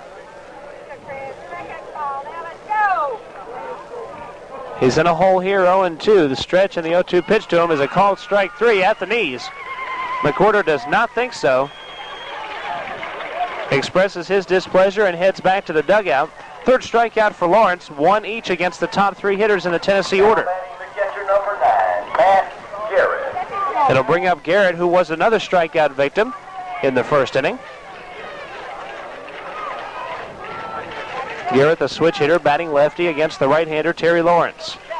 Garrett just looks like a catcher standing in there, doesn't he, Kevin? Shirt tail out, uniform already dirty. Garrett has that catcher's look and that catcher's build. But he's also a very good hitter. Pitch is swung on and popped into left center field. Converging on it is the left fielder and the center fielder, and Cobb will make the catch for out number 3. For Tennessee, here in the third inning, no runs on 2 hits, no errors committed, and 2 runners were left on base. And after 2.5, it's 6-0 Louisiana. You're listening to our live coverage of the 1993 Dixie Boys World Series from City Pond Complex in Covington, Georgia. Louisiana versus Tennessee, and we'll have more live, exciting baseball action for you after this. Listen to the top brass. We do. And the City of Covington Electric System, you're more than just a customer. You're a utility owner. That makes you our top priority. When you call the tune as one of our customer owners, it's our business to listen. This is what makes public power special. Local control means that everyone has a say in how the utility is operated and how community goals are met. Public ownership of electric service is like owning your own home. Private ownership is like renting it. Because public power is not for profit, our only mission is to provide reliable electric service at fair rates. The City of Covington electric system counts every citizen as top brass. When you sound off, we pay attention. Look at public power in a new light. After all, it's yours. Why do people go to Pippin's Barbecue? Because they've heard about the great food, great service, and great prices. Pippin's Barbecue has delicious baby back ribs, Brunswick stew, and smoked chicken. But no matter what you try, you're going to love what you eat at Pippin's Barbecue. Our food and our service just can't be beat. You're going to love what you eat. Pippin's Barbecue, Highway 20 South in Conyers and on Alcovey Road in Covington. You're listening to our live coverage of the 1993 Dixie Boys World Series here on your local sports leader, WGFS AM 1430, Covington. We're back. Kevin Holden and James Windham as we head to the bottom half of the third inning. Thanks for joining us on the Dixie Boys Radio Network. And it's Tennessee with a 6-run deficit here. Louisiana on top 6-0. And due up for the Louisiana All-Stars in the third. Craig Dowden, Brandon Shane, and Jeff Pierce as they move back to the top of the order. Cody Frost working his second full inning. And this has been the most dangerous part of the Louisiana lineup for Tennessee pitching. Each one of the top 4 batters has scored a run. Pitch comes in low, 1 ball and no strikes to Craig Dowden, who is 1 for 2. Had 2 at-bats in the first inning, doubled his first time up in that inning and scored, then grounded out his second time up in that first inning. Here's the wind and the pitch to him, high with a fastball, 2-0. Frost is unhappy with himself. He's thrown those high fastballs consistently, having trouble throwing strikes throughout this. In his 2 innings of work, he has already walked 5 batters. Make that 4 batters. There's a called strike. Frost putting one over the plate, 2-1.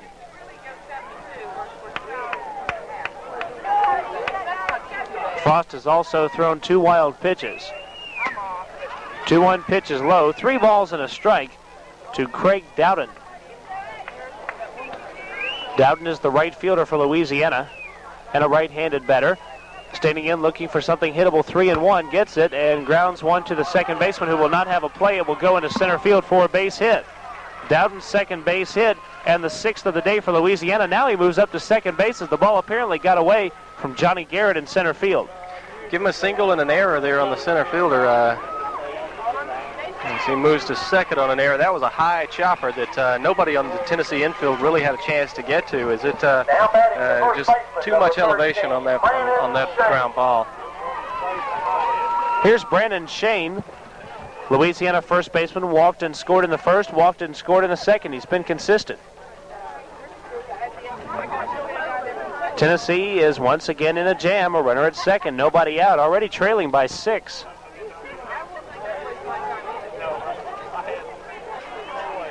And Brandon Shane has scored twice in this ball game already, once in the first and once in the second inning. Led off that second inning with a walk and came around to score on an RBI from Jeremy Farrer. Stretched by Cody Frost as the runner takes his lead, and his pitch is high, a ball and no strikes.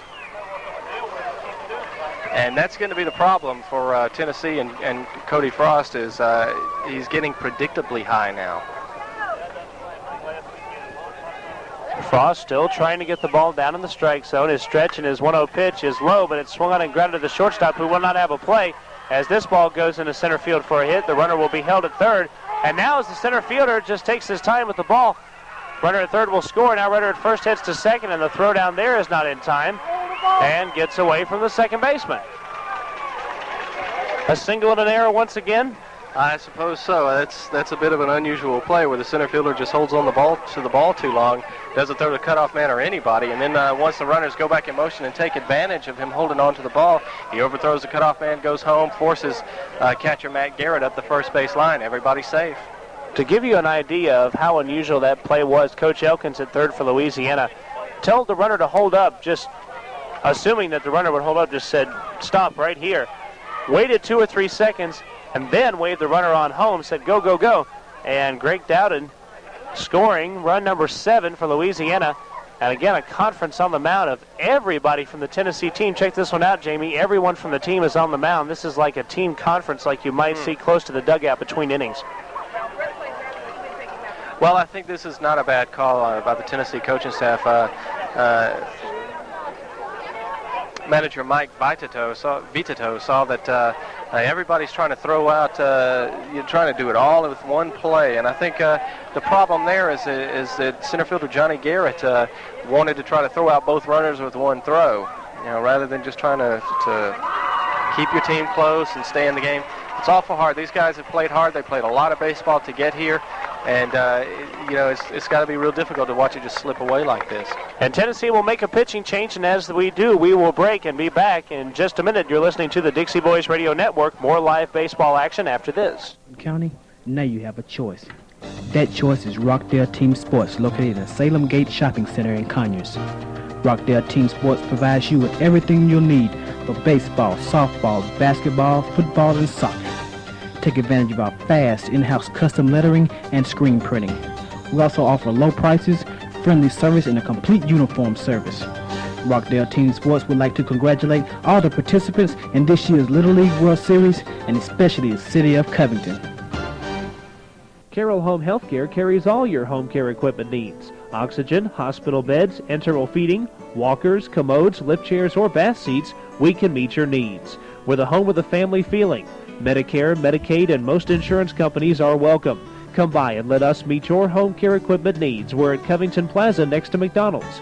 Carroll Home Healthcare, 786-2030. That's Carroll Home Healthcare, 786-2030.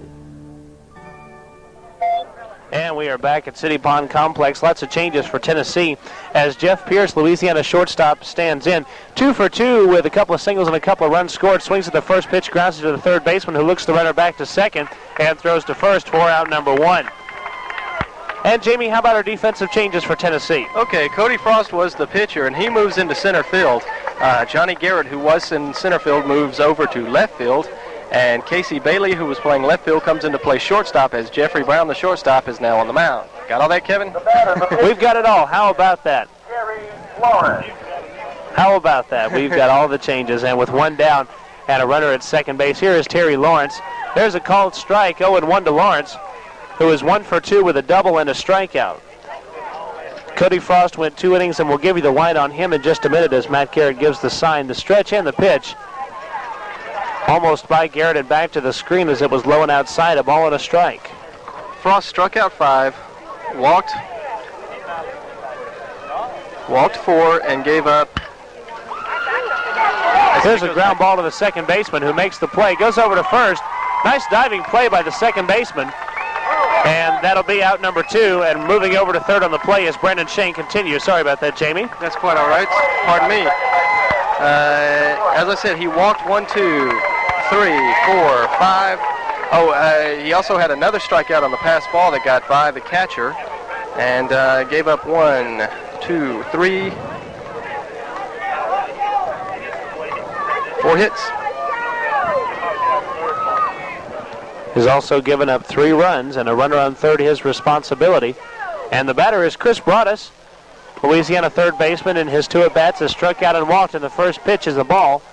1 ball and no strikes. So Jeffrey Brown now on to pitch for Tennessee, using their third pitcher today. Brown's pitch is swung and fouled off to the right. It'll be out of play. 1 ball and 1 strike. Into the crepe myrtles. Into those crepe myrtles, and by the time this tournament is over, I will absolutely know what crepe myrtles are, and if I spot them, I will definitely know what they are. Something else I'll know if I spot are boiled peanuts, something else I was introduced to during this tournament. 1-1 pitch is swung on and missed, 1 and 2. How long have you lived in Georgia, Kevin? Lived in here since 1978. No boiled peanuts up until this tournament. My first shot of boiled peanuts, hey, they were pretty good, folks. Of course, they don't have boiled peanuts in Erie, Pennsylvania. Here's the 1-2 pitch. Low and outside and by Garrett, and the runner from third will not attempt to come home as Garrett recovers and finds it. Count is now 2-2. Again, with a 7-run lead, Louisiana not attacking aggressively, sitting back. No intention of going on that pitch. So I'm to assume by your comments that boiled peanuts are a delicacy and one that is very popular here in Georgia. 2-2 pitch is swung and fouled down the third base line, and so the count will remain 2-2 to Broadus. Drive any country road in Georgia and count the bull peanut stands.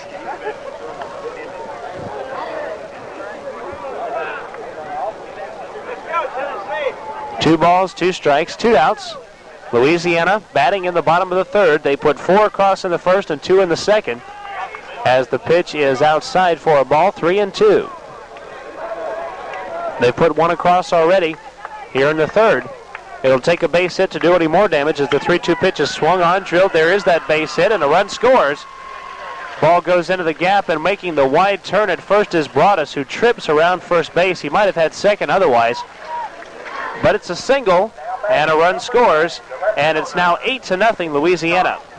That's Johnny Garrett out there in left field who retrieved the ball before he got all the way to the wall and returned it back to second base, and that will hold Chris Broadus to a long single.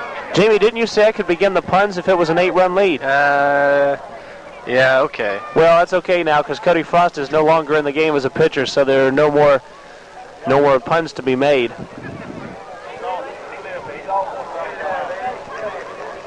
And we got a pinch hitter now, Kevin. Steve Knotts will be pinch hitting for Kevin Peters.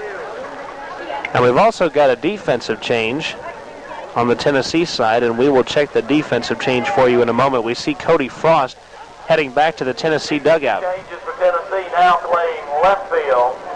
Number 1, Jason Midget. Jason Midget goes out to play left field, and the left fielder, Johnny Garrett, moves over to center. So this is the second time Johnny Garrett has played center field this game, and 4th left fielder of the game for the Tennessee All-Stars.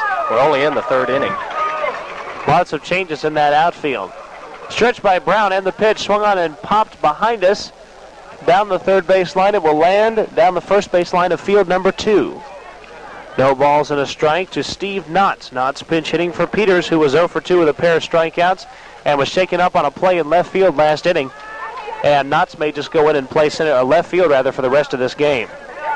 Knotts keeps his feet close together, swings at the 0-1 pitch and grounds it down the third base line 0-2. Of course, trailing 8-0, it may be a good time to get in some of the kids who had to sit and watch most of this tournament. Let them get a taste of World Series action. They're all All-Stars, however. There aren't any scrubs on these teams, we should mention. Steve Knotts, the pinch hitter here in the third inning, standing in. Jeff Brown with the stretch, and his pitch is swung on and grounded to the third baseman, Logan, who goes to first. And that'll do it for Louisiana. They put 2 more across on 3 hits, 2 Tennessee errors, and 1 runner left on base. And after 3, Louisiana 8, Tennessee nothing is your score. You're listening to our live coverage of the 1993 Dixie Boys World Series. More of Louisiana versus Tennessee after these messages. When it comes to fast food, I don't know what's true. I got the fast food blues. When you want to lose the fast food blues, it's Chick-fil-A, Chick-fil-A. A taste that's right, so healthy and light. It's Chick-fil-A, Chick-fil-A. Chase the fast food blues away at Chick-fil-A, Chick-fil-A. America's lightest fast food. Chicken so tender, made fresh for you. Tastes so good is what you say when you come on in to Chick-fil-A. When you want to lose the fast food blues, it's Chick-fil-A, Chick-fil-A. It's healthy and light with a taste that's right. It's Chick-fil-A, Chick-fil-A. Chase the fast food blues away at Chick-fil-A, Chick-fil-A. You're listening to our live coverage of the 1993 Dixie Boys World Series here on your local sports leader, WGFS AM 1430 Covington.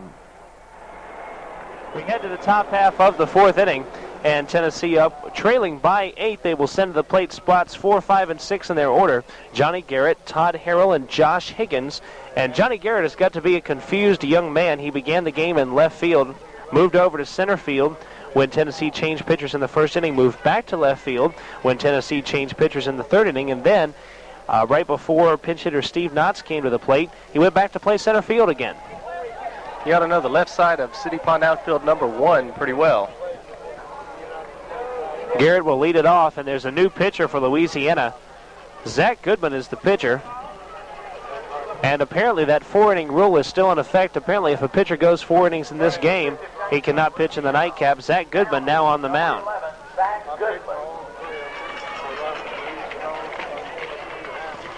So Goodman enters the game. He will enter in the number 4 spot, batting for the cleanup batter, Terry Lawrence.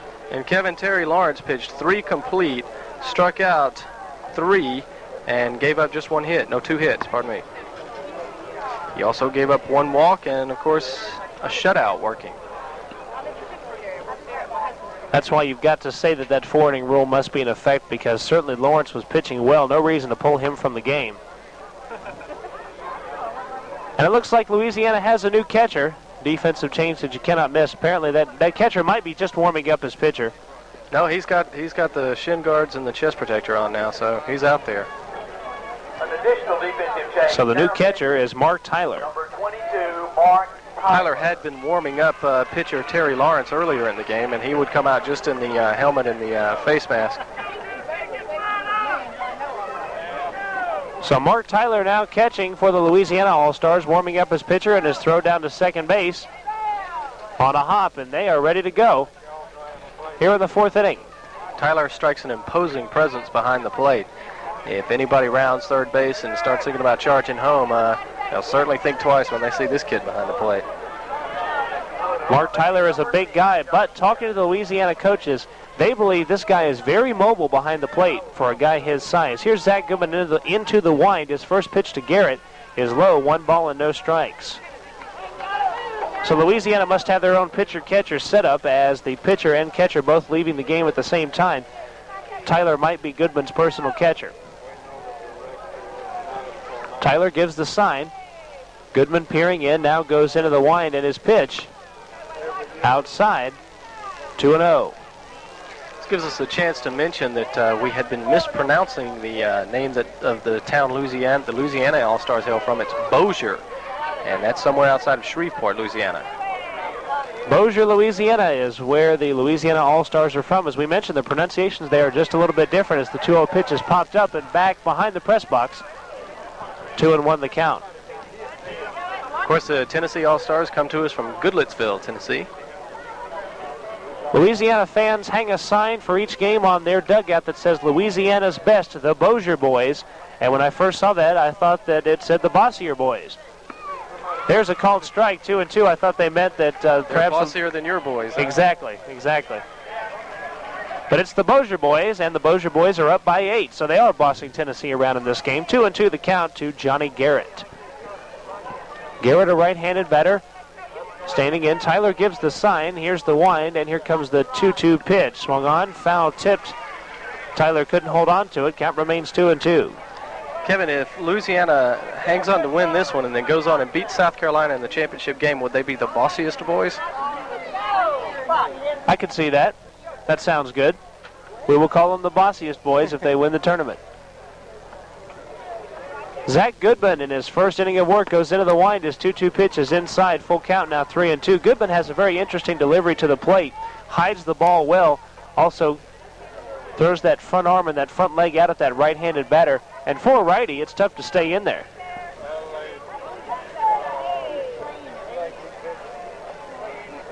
Zach Goodman again looks at his catcher, and here comes the 3-2 pitch.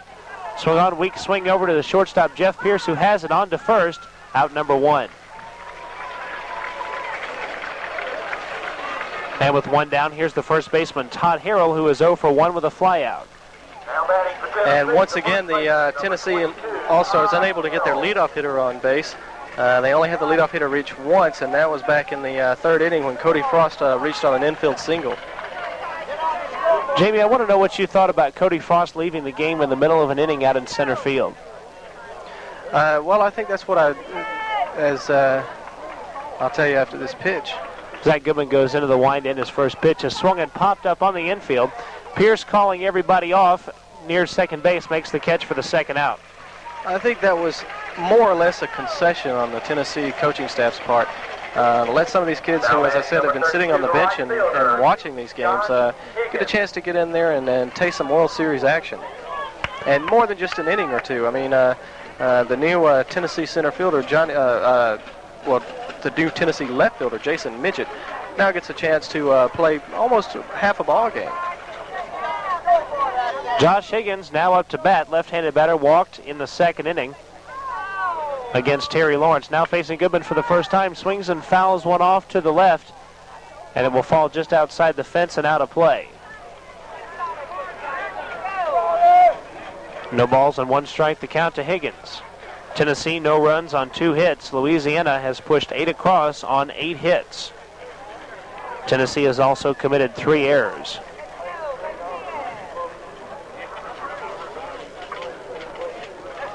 Tyler gives the sign. Here's the wind, and here comes the 0-1 pitch. Inside, a ball and a strike. Interesting thought here, Jamie. 2 of those errors in the 3rd inning committed by Cody Frost on consecutive plays. Perhaps that may have contributed to him leaving the game? Might have. He just had an awful ball game out here tonight. Frost had trouble finding the plate, then making the miscues in center field after leaving the mound. Here's the 1-1 pitch. Swung on, grounded to Roten at second base, who makes the play and throws to first for the 3rd out. Louisiana going down 1-2-3 for the first time since the 1st inning. And after 3.5, we are halfway home with your score 8-0 in favor of the Louisiana All-Stars. You are listening to our live coverage of the 1993 Dixie Boys World Series from City Pond Complex in Covington, Georgia. And it's Tennessee versus Louisiana. We will be back right after these messages. In today's world, it's hard to find time for one more business luncheon, one more Girl Scout meeting, one more soccer practice. It seems that everything is vying for prime time in our busy schedules. The one thing that can fit into any schedule is the cable news network. CNN is news around the clock 7 days a week. CNN continually keeps you up to date on breaking news. Call Covington Cable TV for CNN, 787-4444. That's 787-4444 for CNN. Carroll Home Healthcare is growing fast thanks to you folks who have allowed us to meet your home hospital equipment needs. We've just added a respiratory therapist to better serve our oxygen patients. We've also added enteral feeding to our services and expanded our in-store inventory. When you need anything related to home care equipment from oxygen to walker tips, come in and see why our customers talk about the family feeling they get doing business here. We're in Covington Plaza next to McDonald's. Carroll Home Healthcare, 786-2030. The family folks. You're listening to our live coverage of the 1993 Dixie Boys World Series here on your local sports leader, WGFS AM 1430, Covington. And in the bottom half of the 4th inning in our game between Tennessee and Louisiana on the Dixie Boys Radio Network, due up first is Mark Tyler, followed by Brad Cobb and John Roten. Mark Tyler entered the game in the top half of this inning as a catcher, going over and grabbing a bat from the on-deck batter, Brad Cobb, who is about 7 inches shorter and probably weighs about half the weight of Mark Tyler. And now Tyler standing in there.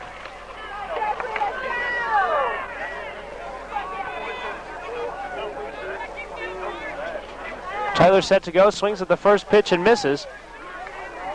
And you know, Kevin, I was beginning to wonder about, Mark Tyler came into the game when Zach Goodman came in to pitch for the Louisiana All-Stars, as this one bounces up there for a ball. You begin to wonder if it's not like a Bobby Cox situation where, Greg Olson catches Tom Glavine, bring in Tyler to catch Goodman. He swings and fouls off the 1-0. Mark Tyler is a right-handed batter. The wind of the pitch to him is swung on and grounded to the shortstop, who makes a diving try but can't come up with it. Going into center.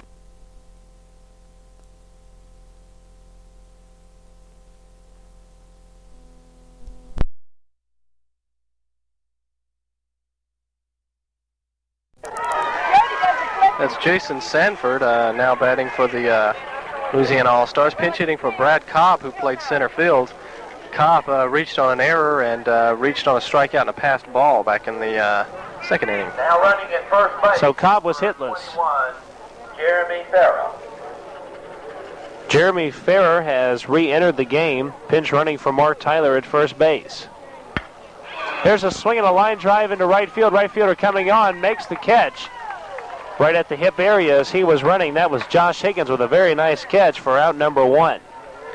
And now the Louisiana coaching staff letting some of the kids who might not have seen a whole lot of action this tournament get in there and get a chance to play. Baseman, number 12, John Roten. Here's Roten, the second baseman, who is 0 for 1, walked in the first inning and struck out in the second.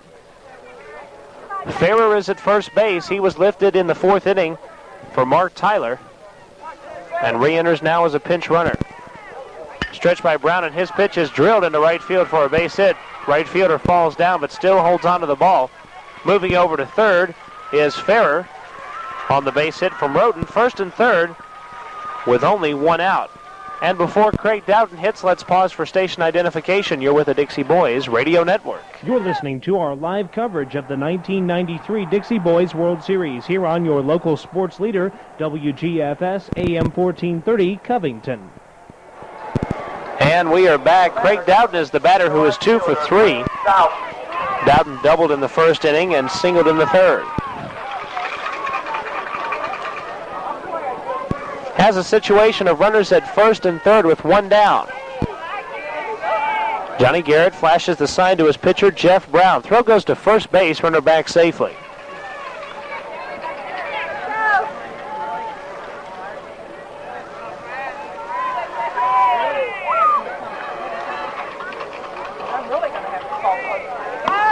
First pitch now to Craig Dowden is just a little bit high, a ball and no strikes. As the Louisiana All-Stars begin to mount another rally with one out and runners on the corners, Tennessee might be looking for the quickest way back home. Stretch in the pitch. There's a swing and a miss, sort of a half-hearted swing. Throw goes down to second base. He is out. And the runner at third staying put, with the runner at first going to second on the play. And Tennessee electing to throw the ball down to second base made the right call. A good throw from Matt Garrett behind the plate for the Tennessee All-Stars. He's made a couple of real good throws this afternoon. One of them looked like he had a pickoff play at second base, executed perfectly, but the ball was dropped. This time he got the runner. Well, the situation looks a lot different now with 2 outs, as the 1-1 pitch is a called strike, 1 and 2.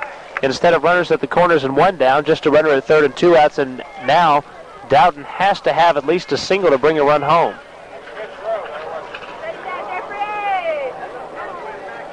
Jeffrey Brown pitching still from the stretch. The 1-2 pitch is popped into left field where Jason Midget is playing, and he makes the catch.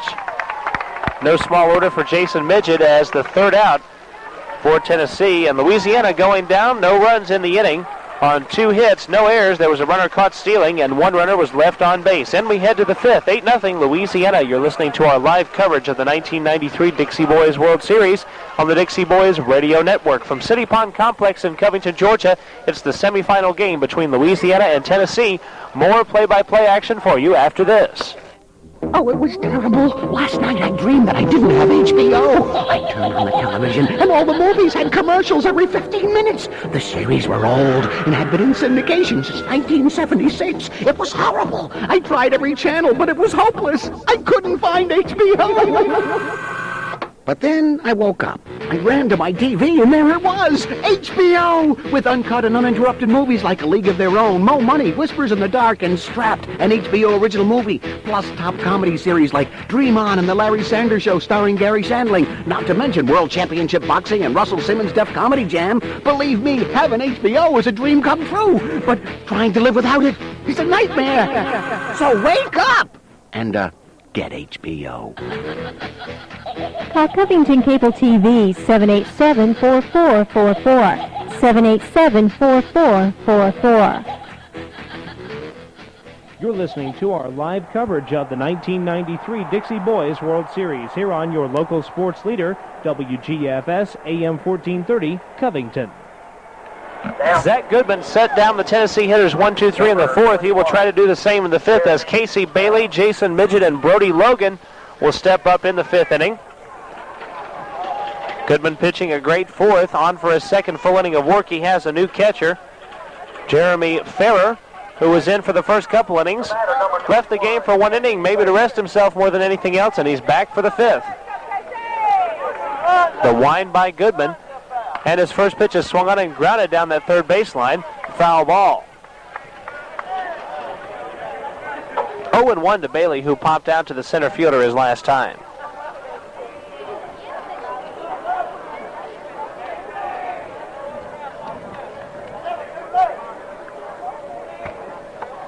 Re-entering the game for Louisiana is Brad Cobb in center field. Jason Sanford pitch hit for Cobb. But Brad is now re-entered and back out in center field. Goodman checks Farrer for the sign, goes into the wind. His 0-1 pitch is popped off to the right, and it will fall out of play just short of the Crepe Myrtles. 0-2 the count. And you know, Kevin, we can't tell a whole lot of difference from when Zach Goodman came into the game and took over for Terry Lawrence. He picked up right where Terry Lawrence left off and has been really working through the Tennessee order pretty well. Tennessee All-Stars still looking for their first hit off of Goodman, as there's a swing and a miss at the 0-2 pitch, and Bailey is down on strikes. First strikeout for Goodman and fourth for Louisiana pitching in this game. And Lawrence only gave up 2 hits in his 3 innings of work. Gave up no runs, and Zach Goodman without a hit or a run against him. Number 1, the left fielder, Jason Midget. Here's Jason Midget. Spelled with 2 T's at the end, by the way. Midget came in to play left field back in the 3rd inning. This is his first plate appearance. Here's the wind and the pitch to Jason. Inside, a ball and no strikes. Come on, Jason, let's get something started.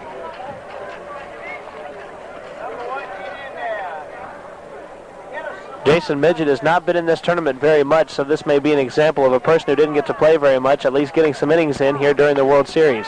There's a swing and a pop foul directly behind us and out of play. A ball and a strike to Midget.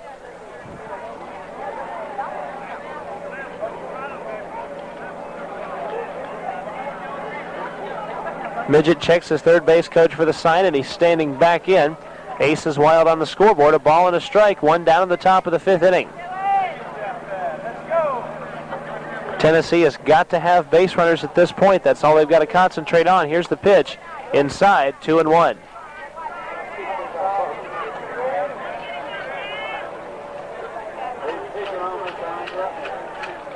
Winner of this game plays in the championship game at 8:30. They will take on the All-Stars from Lexington, South Carolina.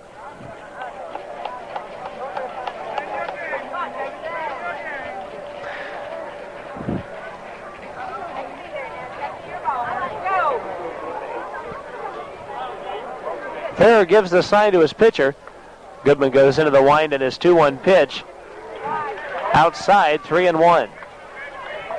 And Kevin, now's about the time you begin to wonder, the next time Louisiana comes up to bat, if we'll see a lot more changes. Louisiana coaching staff be wanting to rest their kids. Got a whole game left to play, assuming they do hang on to this 8-run lead and win this game. South Carolina very well rested, waiting on Louisiana. Of course, if the 10-run rule is in effect and they put 2 more across in the 5th, that won't matter, as there's a swing and a pop foul down the left field line, 3-2. 2 more runs for Louisiana, and it's over with. The 10-run rule in this tournament states that if after 5 innings of play, a team is leading by 10 runs or more, then the game is automatically over. Chris Starr is the news editor for the Covington News, trots out a few baseballs to the umpire. Chris pauses and waves. Chris is one of the many volunteers who have worked here from the community to put this Dixie Boys World Series together. Boy, that man has been busy the last 6 days. Here's the wind and the 3-2 pitch, swung on and missed. Midget down on strike, second consecutive strikeout by Goodman. Yeah, lots of folks here have been busy for quite a long time getting the things ready, and now during the tournament, the 6 days of the tournament, making sure that everything goes off without a hitch. And speaking of Chris Stars, it'll give us a chance to thank Steve Carr, the sports editor for the Covington News, for a fine story on WGFS Radio. WGFS, the flagship station on the Dixie Boys Radio Network. And we have enjoyed bringing you coverage of the Dixie Boys World Series. There's a swing and a pop fly in the infield. Goodman will take it himself, taking charge.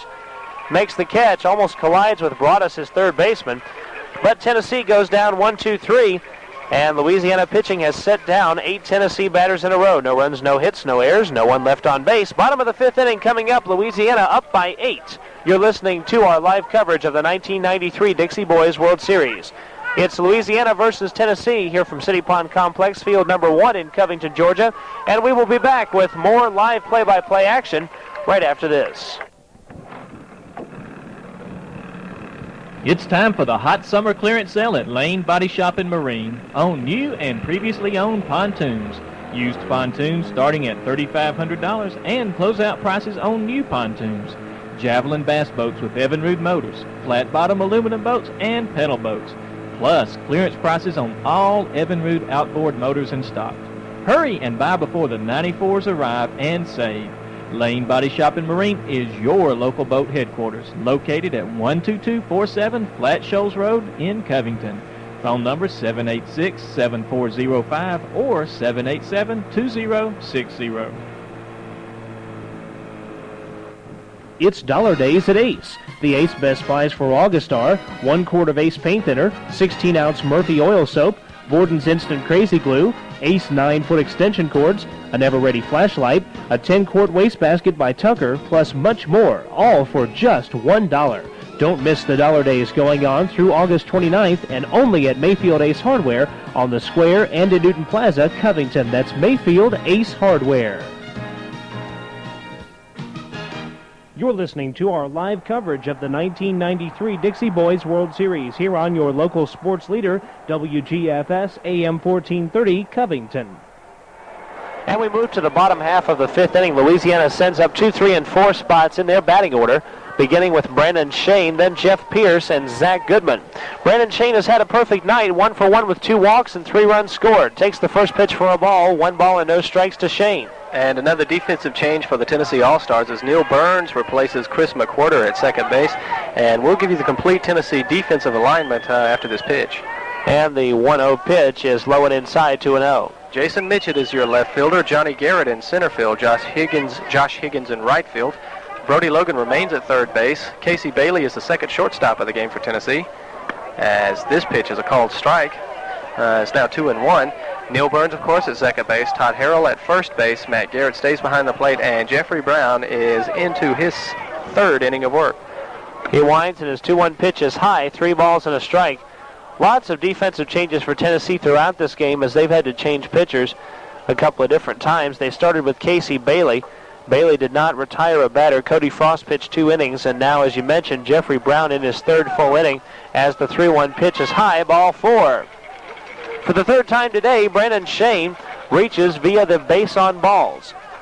But lots of cross-outs on that Tennessee defensive score sheet. In fact, the only 4 people who have maintained their positions throughout: Brody Logan at third base, Todd Harrell at first, Josh Higgins in right field, and Matt Garrett behind the plate. Up the middle and in left and center field and on the mound, they've had at least 1 change, and in some cases 2 or 3 changes.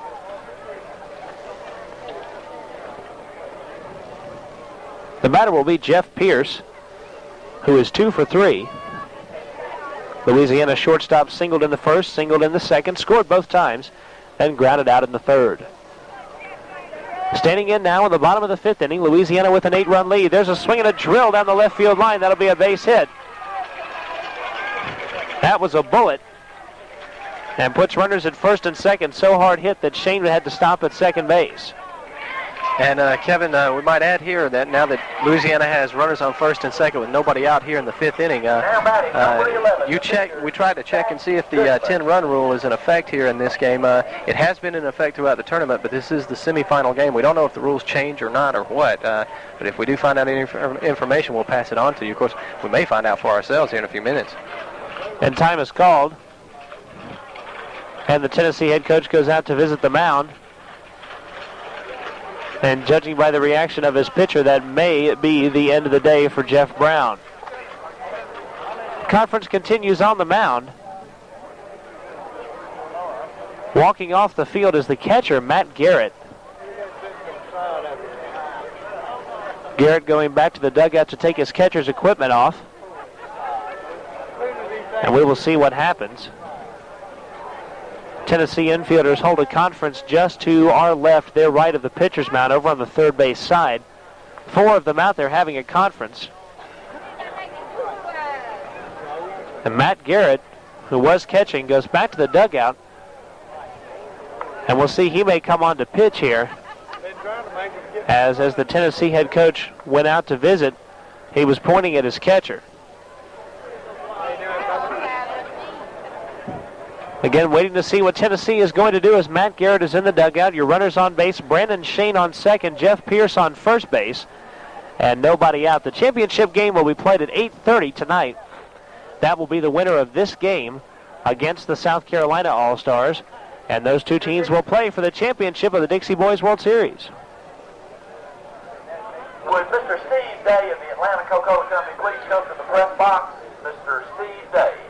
We may find out real soon over the public address system whether they made a pitching change. You know, they've got something set up here that's a little bit different here, Kevin, for the semifinal and championship games tonight. Both dugouts have walkie-talkies that are with another walkie-talkie up in the press box. So now, instead of walking to the backstop and shouting to the press box, they just go over the walkie-talkie and announce the changes. Shortstop, number 44, Jeffrey Brown. Jeffrey Brown will move to shortstop for Tennessee, and we'll see what the other changes are here in just a moment. Matt Garrett will move to the mound, and we'll see who moves into catch for Tennessee. Now catching number 21, Casey Bailey. So Casey Bailey is your new catcher, and these are the changes here in the fifth inning. Casey Bailey goes from shortstop to catcher. The catcher, Matt Garrett, moves to the mound. That's got to be a tough switch from all that squatting for the first couple of innings, now going out and pitching. And the pitcher, who was Jeff Brown, moves back to the shortstop position. So more defensive changes for Tennessee. And now only three folks have maintained their positions throughout. Brody Logan at third, Todd Harrell at first, and Josh Higgins in right.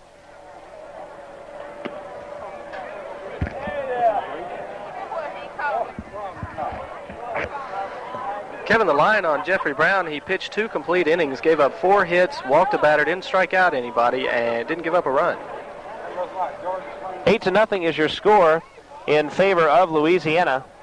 And coming up now for Louisiana, with runners at first and second and nobody out, will be Zach Goodman, Chris Broadus, and Steve Knotts. Matt Garrett continuing his warm-up tosses. And talking about a catcher going out to pitch, that is a very unusual situation. Of course, Tennessee just looking for whoever they can to pitch right now. But you've got to wonder about how good that catcher is going to be. Matt Garrett has spent 4 innings behind the plate.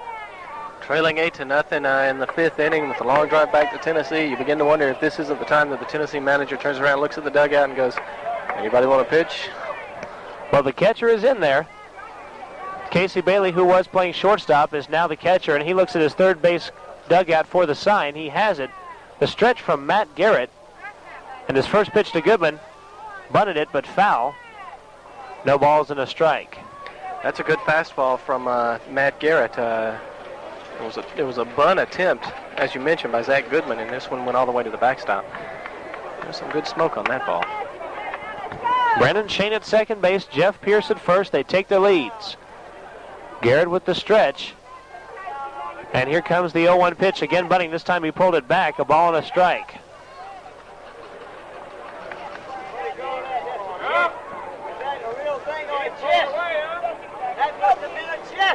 Louisiana put 4 runs up in the first inning, 2 in the second and 2 more in the third. Tennessee is looking for their first run of the game.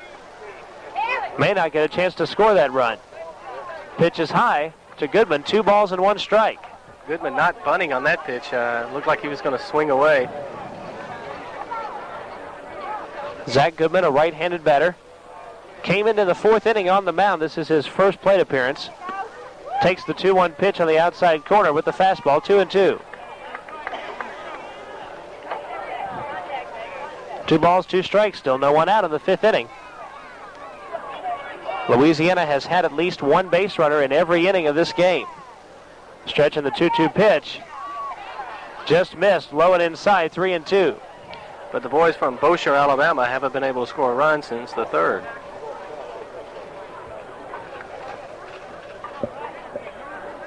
The runners take their leads at their respective bases. And Goodman set to hit here with a count of 3 balls and 2 strikes. Here's the pitch, high, ball 4. Bases loaded now for Louisiana. Nobody out, and the batter will be Chris Broadus, who was 1 for 2 with a single and a walk. And Broadus, with his single, drove in a run back in the 3rd inning. He drove in, is it Dowden that scored on that base hit? I think so. So Broadus with an RBI back in the 3rd inning. Will try to do the same here in the 5th. Has a good situation, bases loaded and nobody out. The Tennessee pitchers have been wild throughout this game, but there is nowhere to put Chris Broadus. There's a runner at every base. The first pitch is low, ball 1. And that's rather interesting. Zach Goodman down at first base on the pitch went over halfway to second. Surely he knew there was a runner at second base and was just trying to force a throw from Casey Bailey, the new catcher. Yeah, he faked the steal again there on the 1-0 pitch, and it sailed in high, 2-0. Probably just trying to distract either the pitcher or the catcher. 2 balls and no strikes to Broadus. Broadus wearing number 20, also a right-handed batter for Louisiana. The 2-0 pitch is low, 3-0. As we mentioned, one more wide one, and Louisiana puts run number 9 on the board. No place to put Chris Broadus. Tennessee infield playing in all the way around, and the 3-0 pitch is a called strike. The old automatic right down the pipe, 3-1. Broadus is looking to draw his second walk of the game. Tennessee pitchers have issued a ton of walks. 3-1 pitch is swung on, grounded to the shortstop, who comes home for 1. There will be no play on to first. 6-2.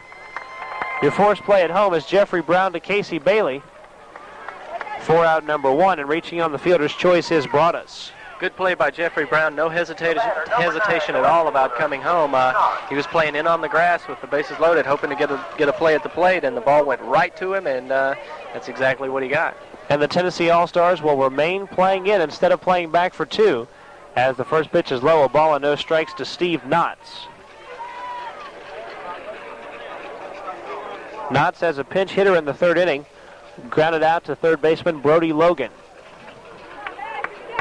Here's the sign, the wind, and the 1-0 pitch is low, 2-0.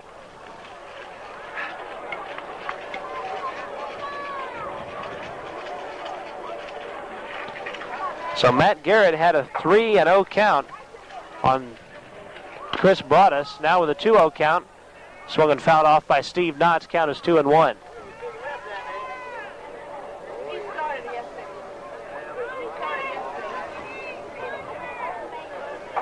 The 2 batters that have faced Matt Garrett, one has walked and one has reached on a fielder's choice. Garrett into the wind. His 2-1 pitch is swung on, chopped at the plate. Pitcher will go home for 1 and gets by the catcher. 1 run will score. Bad throw from Matt Garrett to his catcher. Plates run number 9 for Louisiana.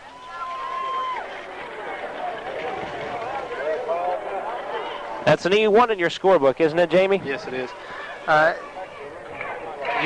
That one you just really can't understand. The wheels just falling off Tennessee once again. Pitcher Matt Garrett had a soft toss. He was only about 10 feet in front of catcher Casey Bailey and threw it to the backstop. You can tell that Tennessee has really lost their heart in this game. They're down now 9-0. 1 out, and again Tennessee will play in on the infield all the way around. Everyone is on the infield grass hoping to cut off that run at home plate. And the batter is Jeremy Farrer. Pitches back to the screen. The runner will be headed home. Here comes the throw to the plate. Not in time. And Louisiana, with a 10-0 score, wins the ball game. The 10-run rule goes into effect. And what an awful way to end it on a wild pitch. Each of the runners moves up 75 feet, and with Farrer at the plate, Zach Goodman scoring on the wild pitch. Louisiana with a 10-0 win. We'll be back with your post-game wrap-up in this ball game. Right after this break, you're listening to our live coverage of the 1993 Dixie Boys World Series. The semifinal game is over. We know it will be Louisiana versus South Carolina in the final game as Louisiana wins 10-0. We'll be back after this.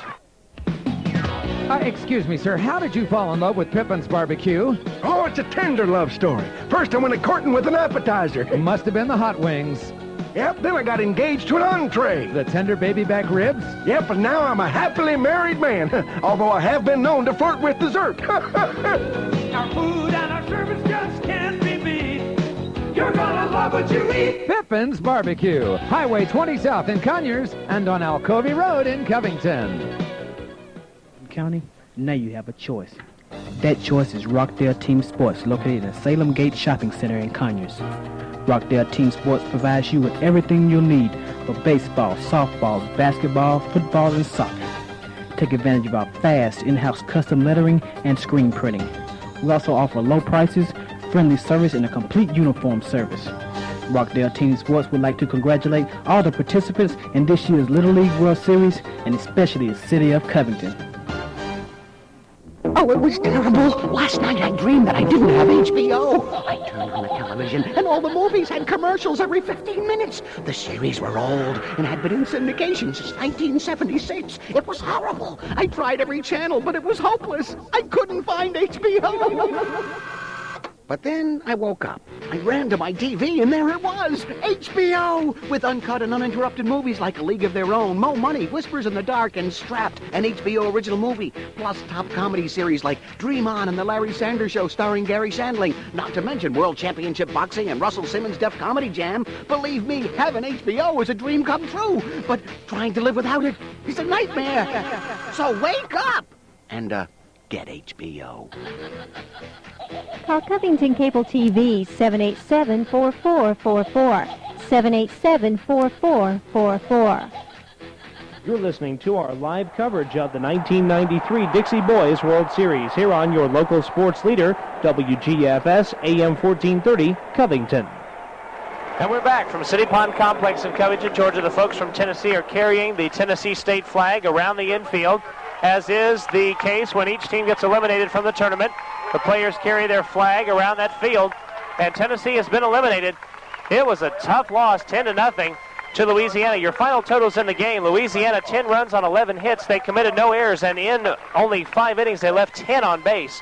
For Tennessee, no runs on 2 hits, 4 errors, and they left 2 on base. Our broadcast partner for today's game has been James Windham, and you will be back with me for the nightcap, as Louisiana will take on South Carolina in the big championship game, the final game of the Dixie Boys World Series tournament.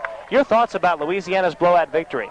Well, Kevin, Louisiana's pitching was extremely good this afternoon. Terry Lawrence started the game and pitched 3 complete, struck out 3, gave up 2 hits, and walked only 1. He was relieved by Zach Goodman, who pitched 2 complete innings and struck out 2 and didn't give up any hits.